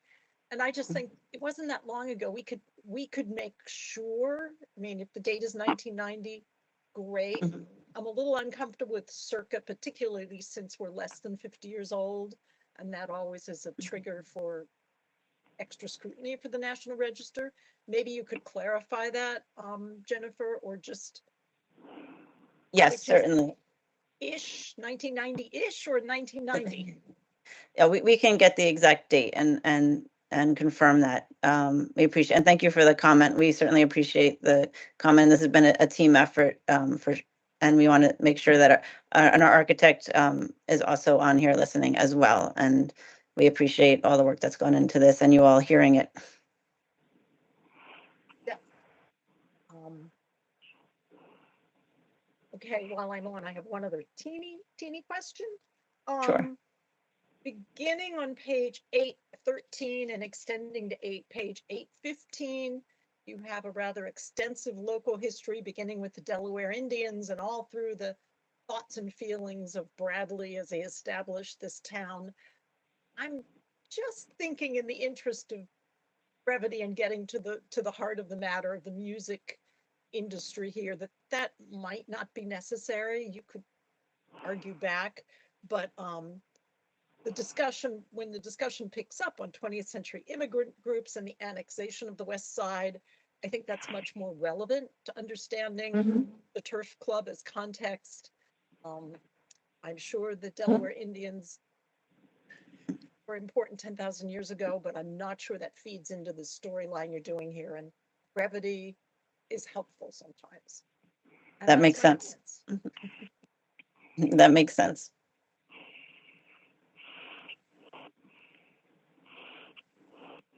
Anyone else? Along that line, there's an awful lot of, let's say, very interesting information about the context and about the different venues for music and entertainment. And I wonder, and what I wasn't getting was the Turf Club significance in relation to all of that. And I wondered if you could try to focus the discussion a little more on the Turf Club, so that its importance to that street and that whole background is understood. The building, as you well know, is very modest, shall we say, and I think a real case needs to be made for its cultural importance, and it's a little diluted with all the other work that you did to document the history of the whole area, and I wonder if there could be more focus placed on the Turf Club to convince the federal people, convince the Park Service that this is a key building in the district that needs to be preserved. I see work is being done from your photographs, and that's great. Which is, I guess, a first step of restoration and adaptive use. And I don't know, and maybe if there's also more of a case made for how it's going to be a community resource going forward, that might be helpful also.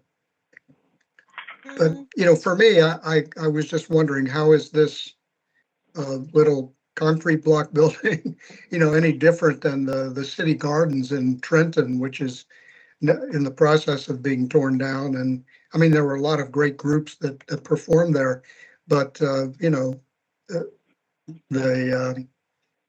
this at least had a context that the city gardens did not have. City Gardens was kind of off by itself in a suburban area. This is part of a streetscape, I think, and part of a corridor, and it's the last remnant of that corridor. And I think that case should be made maybe a little more strongly. I'm not sure what I'm asking for in terms of a rewrite. I just thought that the story of this building got lost a little bit with all of the surrounding history. Well, I Yeah, appreciate this that. is Kate. Oh, I'm sorry. Oh, sorry. I was just going to jump in on what Michael was saying, because I thought one of the most powerful slides that you had in terms of its context within the city was there was a before slide and then the after slide of this little concrete block building left on the corner of that one street and everything around it gone. But you also, but again, here I'm trying to pick up the pieces here, but I believe, in reading this and going back, it was one of a couple of groups of clubs that were on there. And maybe it would help in the first slide to circle where all of where those the other clubs ones were. And then this one is the one that remains. And so therefore it becomes even more important because it's the only remnant of that context of that history. So that was just something that I was thinking when I was looking at it, and I was having trouble piecing it. But when you spoke, then I started to think, yeah, I think there needs to be a little bit more about that, if there is that. I appreciate that. And there's certainly, I can speak very quickly, anecdotally, that we, this organization was formed to make sure that this history is preserved, because we're losing a lot of elders in the community. So we've done over 50 plus oral histories, more than that by now. And over and over and over again, this intersection of Atkins and Springwood Avenue, which is where the Turf Club has come up as it being the heart of Springwood Avenue, and actually having that building on the corner with the door opening onto Springwood Avenue at that corner was a big part of the history. So if we're not presenting that clearly enough, then we need to adjust the wording and the presentation, because the Turf Club not only is it the only one remaining, but it also had the significance as being on that corner in the center of the neighborhood. Yeah. Anyone else on the board? I have my usual closely spaced edits. I'm sorry, can't help myself, Jennifer. I do a lot of editing. And I understand where Michael and Kathleen may be coming from, but I think it's easily solved with a sentence in your summary. This is the oldest standing music venue in Asbury Park on Springfield Avenue. And now the rest of your discussion is, here's the context of why that's important. I think it's pretty easily solved with a really declarative statement right up front, rather than it does show up in section 8, page 2, but by then we've galloped through a lot. So I think there's a pretty easy fix, because I'm convinced by the compelling context that is there. But the idea of the map, little bubbles to show us everything, that's a great one. I had one other question. So the lists of the acts, a lot of them had organs or an organist. Was there an organ in this building during the period of significance, or everybody toted in little electric organs back and forth? Electric. There was no fixed organ that we're aware of. Okay, just the So question. it's a very good question. 14th person, Harry Souter and his organ orchestra. I'm like, what? All right, fine. There were a lot of trios with organs, yes, and keyboards later. Okay. Nothing else from the board?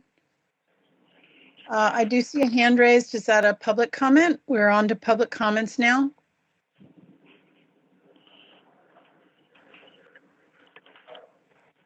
I can't really tell who it is. Andrea? It's Yvonne Clayton.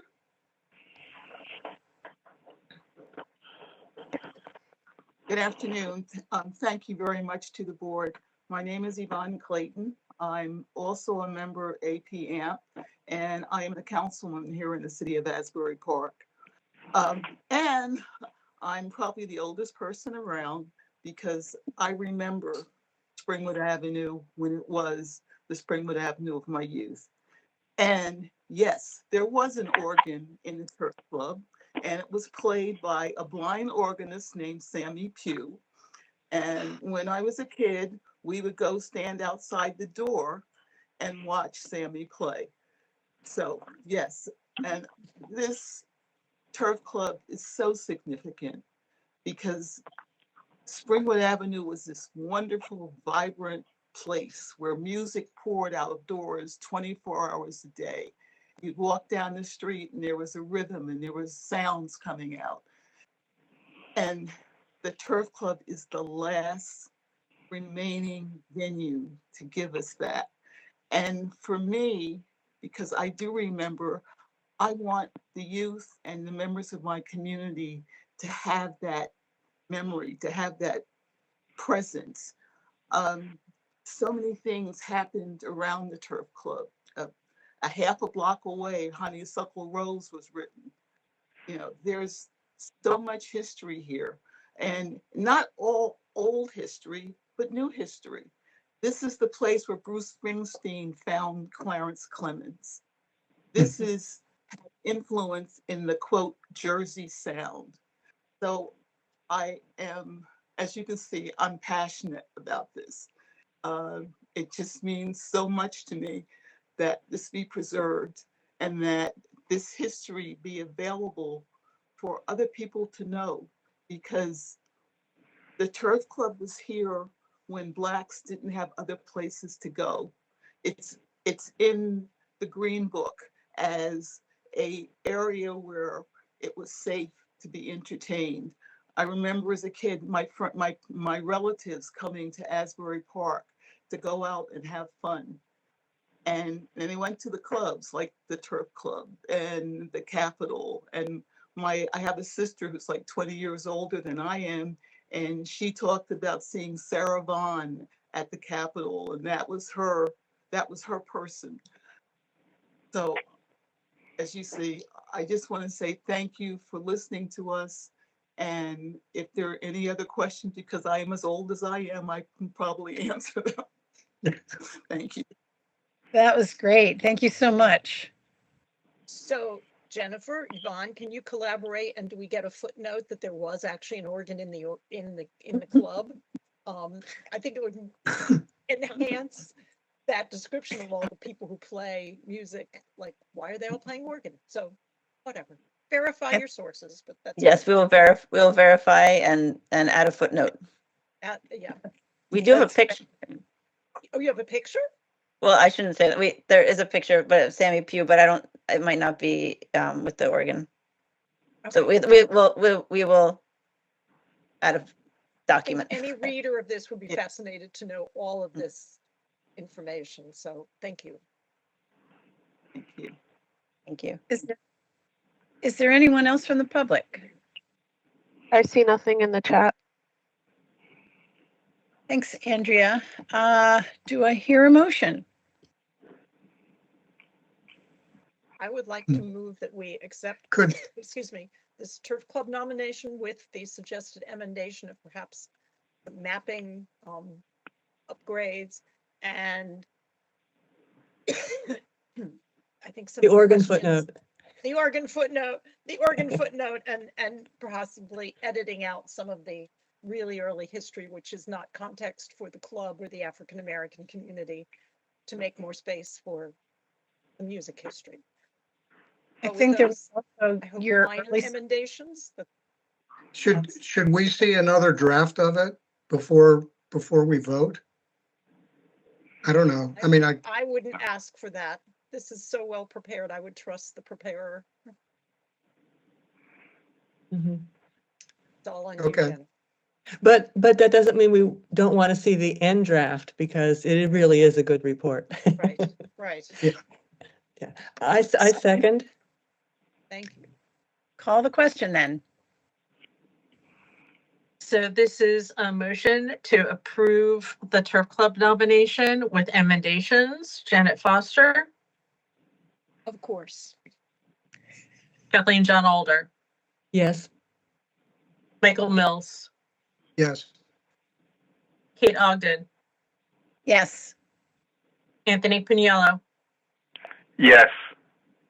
Michael Siegel. Yes. The motion passes unanimously. Thank you.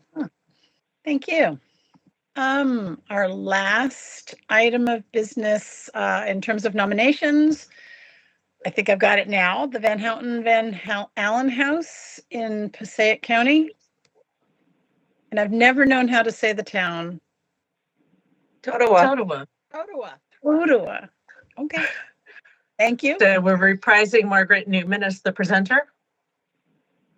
Yeah, I really want to get this, that I figure out how to do. There, look at that. Isn't that it? Share? Can you see it? No. Yes. Yes. There we go. Okay, Yes. but if I do this, There we go. yes? Just takes longer for the waves to come up to northern New Jersey. Can you click on slideshow? Oh, it's on my screen. It is. We can see it. It's not I mean, filling it- Yeah, on my screen, it's the only thing I see. So I think the answer is no. If it was better having whoever share their screen, I can do that. We Well, see no. your whole slide. We see your whole screen with your I'm just- PowerPoint. I'm just asking if you can hit slideshow at I the did. top. Yep, that's. Oh, Oh. okay, it's fine. We Wait, can what are see you it. saying at the top? Usually in PowerPoint, there's a slideshow that you click on at the If we top. go left to right, it says file, home, insert, draw, design, transition, animate, slide. It's cut off. Wait, so Hit can that. you see? Can you see my Yeah, we can screen see right your now? whole screen. We can see your whole screen. So I was So- hitting this. Isn't that slideshow? It should were be, but there is an alternate method, I think, that would be at the Okay. top of the screen, approximately in the middle. Slideshow here? Yeah. Yeah, right there. Yes, right there. Next From Right. beginning. from beginning. Oh, From got beginning. it. Starting. Oh, is Yeah, that better? Click from the beginning The far left icon on that. on that white white bar. bar. At the top, it says Top start left. slideshow. Yep, A you're little to on the left. slideshow. From There. the Yes. beginning. Start It's that. slideshow. Yes. Is that- Hit it again. Yes. Yeah, try Am I that good? again. Are we good? Do what Well, again? there's start slideshow Try- right in the middle of that thing. Try hitting that. In Right? the middle of what thing? Just a little Right lower. down below, from beginning, from current start beginning. slideshow. This one? Yeah, double click on that, see what happens. Do you Huh. see just below that where it says start slideshow? That's Oh my what I God. was thinking. Yeah, Okay. Are you saying from beginning, from current, custom slideshow? just a which- little lower, an inch, a little bit Here? lower. No. No, not that low. No, there's the subtext, start Back to the big slideshow. white box. Yeah. From the, okay. Now, Below that, but now move At the to bottom the of that right. Oh, box. here? Yeah. yeah, Okay, right that's there. not live. That's not live. I'm Mm. tapping it. Oh, Then Oh. either from beginning or from current slide, either one should work. I mean, my screen is completely full. Well, ours is not. So Was But- it better? Was it better, Yeah. my Perth Amboy? yes, because. Okay, then you guys do it. Okay, Okay. Stephanie, you're up again. Okay. Thank you, Stephanie. Yep. We're just having all the fun today. Oh, wait. Okay, What was that? There we go. Oh, perfect. okay. Did you do that, So- Margaret? No, Stephanie did No, that. it was Okay. not me. No, see, I'm working with two screens over here. That's why it's easier for me. Ah. Okay. Okay, are we ready? Yes, go Yeah. right ahead. Okay. Okay, so this is the Van Houten Van Allen house at 490 Totowa Road in the borough of Totowa, Passaic County. Next slide, please. The Van Houten family bought land in as part of the Totowa patent in 1749. It appears that the grandson of the purchaser built the original section, which is shown here, built it circa 1772. It was built for Rolif Van Houten and Anchi Enian Van Houten. Next slide, please.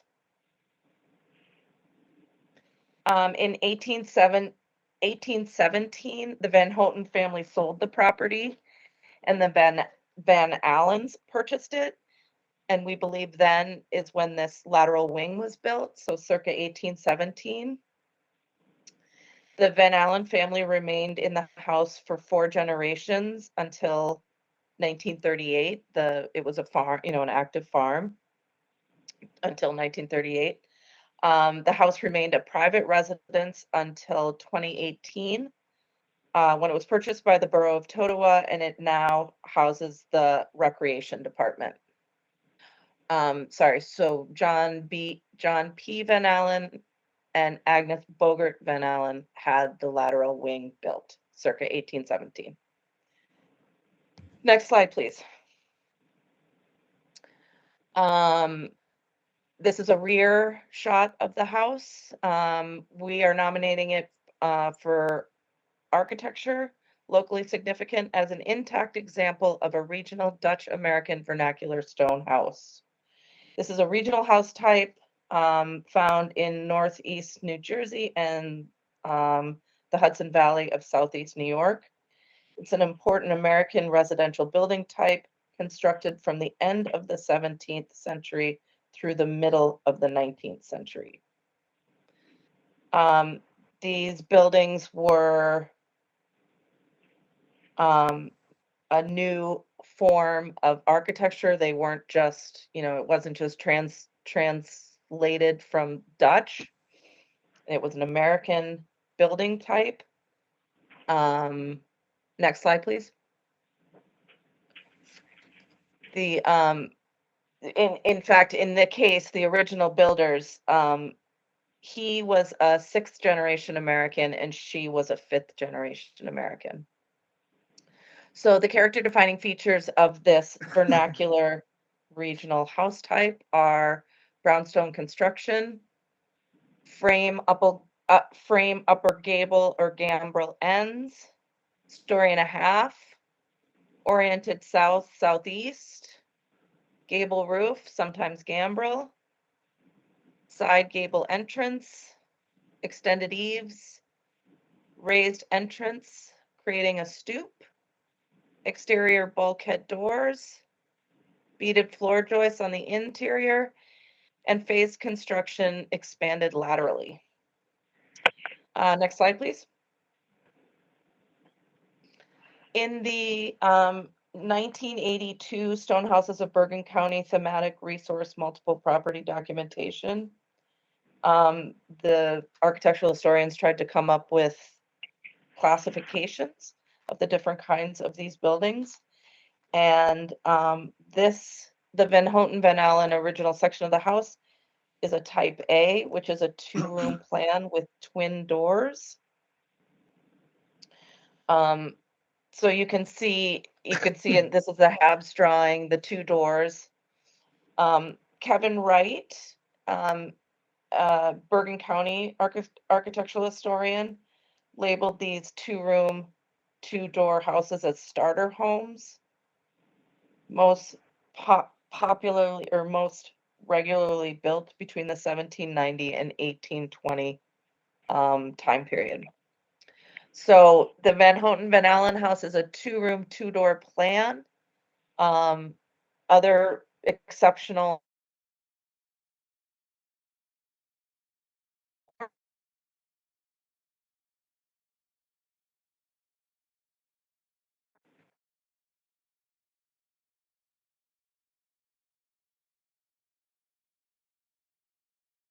Margaret is frozen. Is that correct?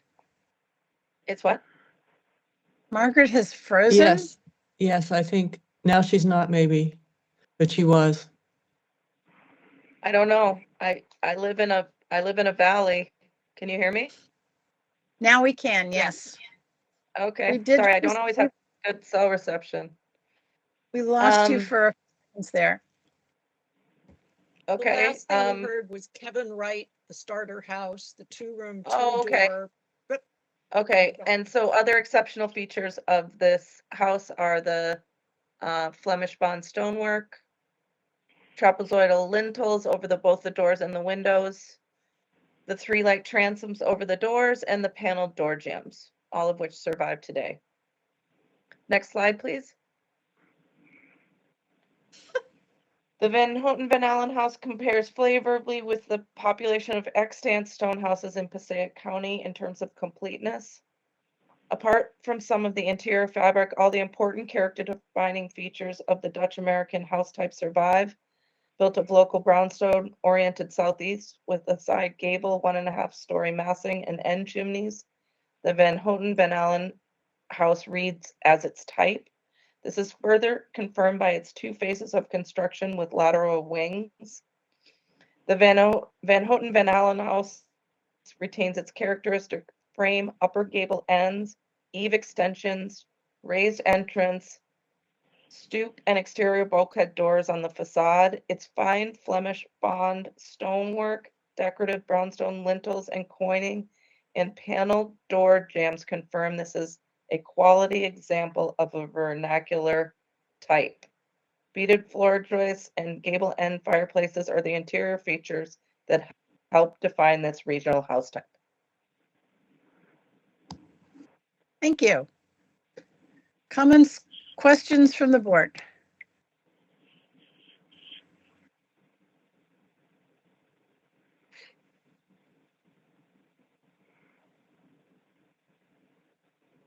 Waiting on you, Janet. Well, I'll say, I think you wrote a excellent summary of this building, and very clear, simple, clear statements about why this house is significant. And I appreciate that. You know, it was right up front in the description. It was really helpful. Thank you. Yes, I have pretty much only good things to say about the house. I am somewhat worried about the setting, but I told myself the house is so perfect an example of this type. Yeah. You could pick it up and put it in a museum, and it would be a perfect example of a Dutch American house. And I didn't even say that because we don't want to have moved buildings, but it just ticks all the boxes. And I like that your overall pictures, and I'm sorry for laughing, that bunny just made me laugh. The overall pictures show a pretty neglected, sorry kind of building, but all your details, it's all there. And the paneled window reveals and the brickwork and everything about it, with the Habs drawings to sort of give a snapshot from 90 years ago about its condition.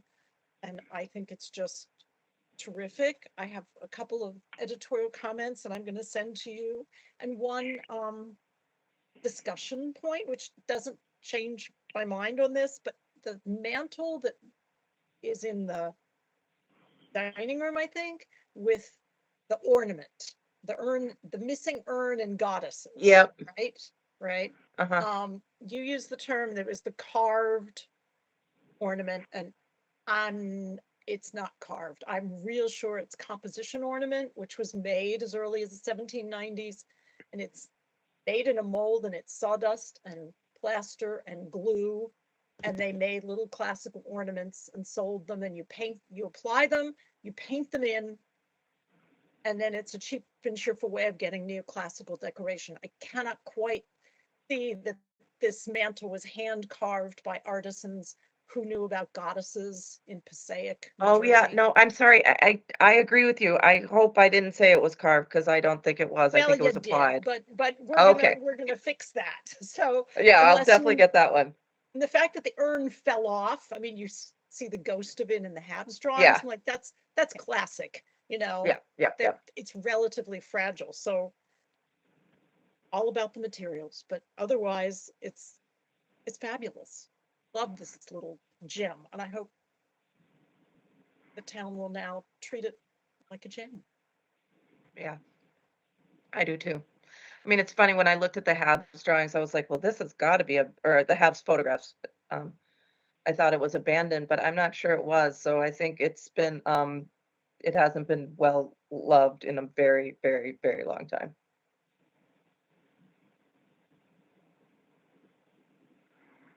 Any other comments from the board? Questions?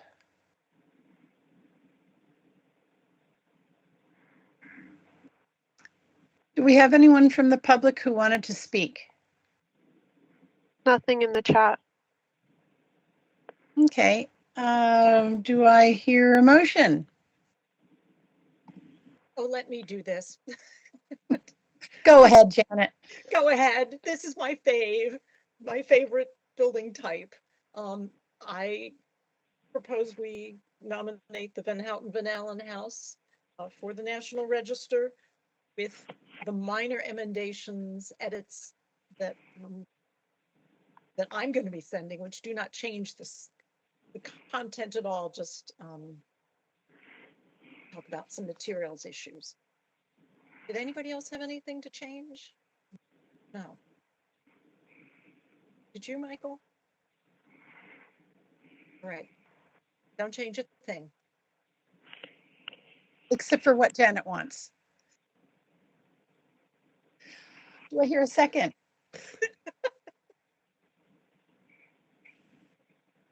I'll second. I don't hear anyone, so I'll second and call the question. Andrea. The motion is to approve the nomination with minor emendations. Janet Foster, Yes. Kathleen John Alder, Yes. Michael Mills, We can't hear you, Michael. You're muted. Sorry. Yes. Kate Ogden, Yes. Anthony Piniello, Yes. Michael Siegel. Yes. The motion passes unanimously. Yay. Yay. I'm going to turn it over to Andrea in case there are any other closing announcements, but I personally want to thank everyone who came today. Thank you very much. Do we have anything else, Andrea?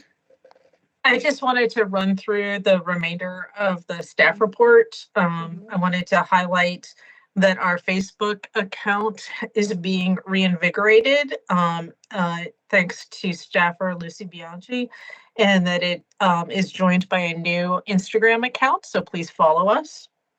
Attached to the staff report were the August and October e-blasts from the National Park Service, which give additional information and guidance. And I also wanted to let you know that Washington Township in Morris County is no longer a participant in the Certified Local Government Program. You'll find a copy of the decertification letter also in your packages. The State Review Board dates for 2025 have been set at March 13th, July 17th, and November 13th. All meetings are anticipated to be virtual, but I don't know if the board has not met in person since before COVID.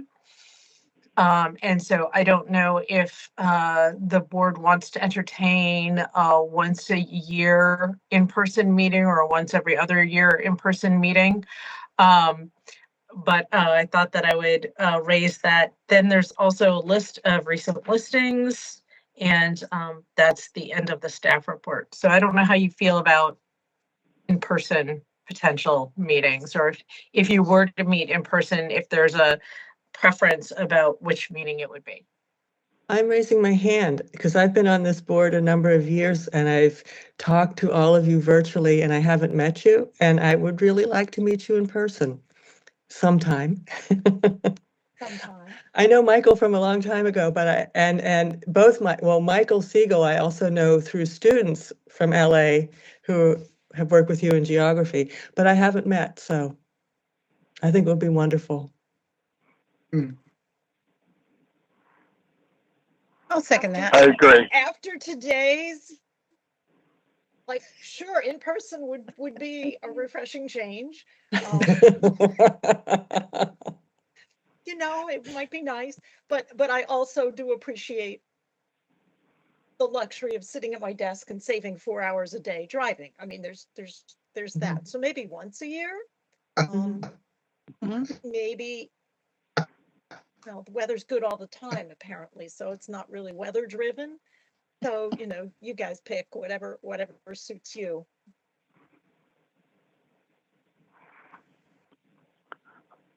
Does anybody else have any preference about which meeting would be best for in person, March, July, or November? I would say not July. But go ahead. I would also say not July. I would too.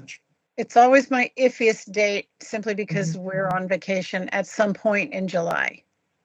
And I can Zoom from where we go. Same here. So March or November? I would say March, but November is also fine with me. Okay. So we're looking at potentially March 13th. 2025? 2025 as being in person. Cool. Maybe I'll make a green velvet cake for you. Get crazy in anticipation of St. Patrick's Day. Really? Okay. Okay. I have all the dates except the November 2025 date. Can you just repeat that one? November 13th. Okay, thanks.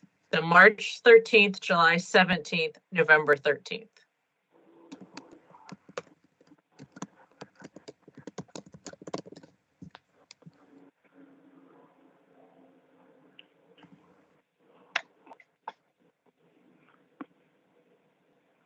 I don't have any other business.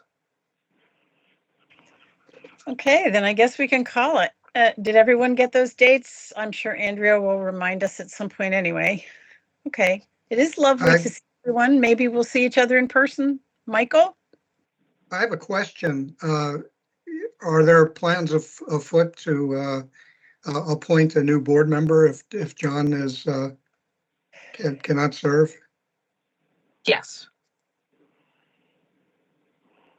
I think we need one based on the situation we had this morning with you know, not enough members for a meeting. And I apologize for that. I'm very embarrassed that I thought this was next week, not this week. Oops. Oh, well. Well, I'm glad you came on. That was good. Yeah. Don't be embarrassed, Tony. You saved the day. In many ways. You're the hero of the day.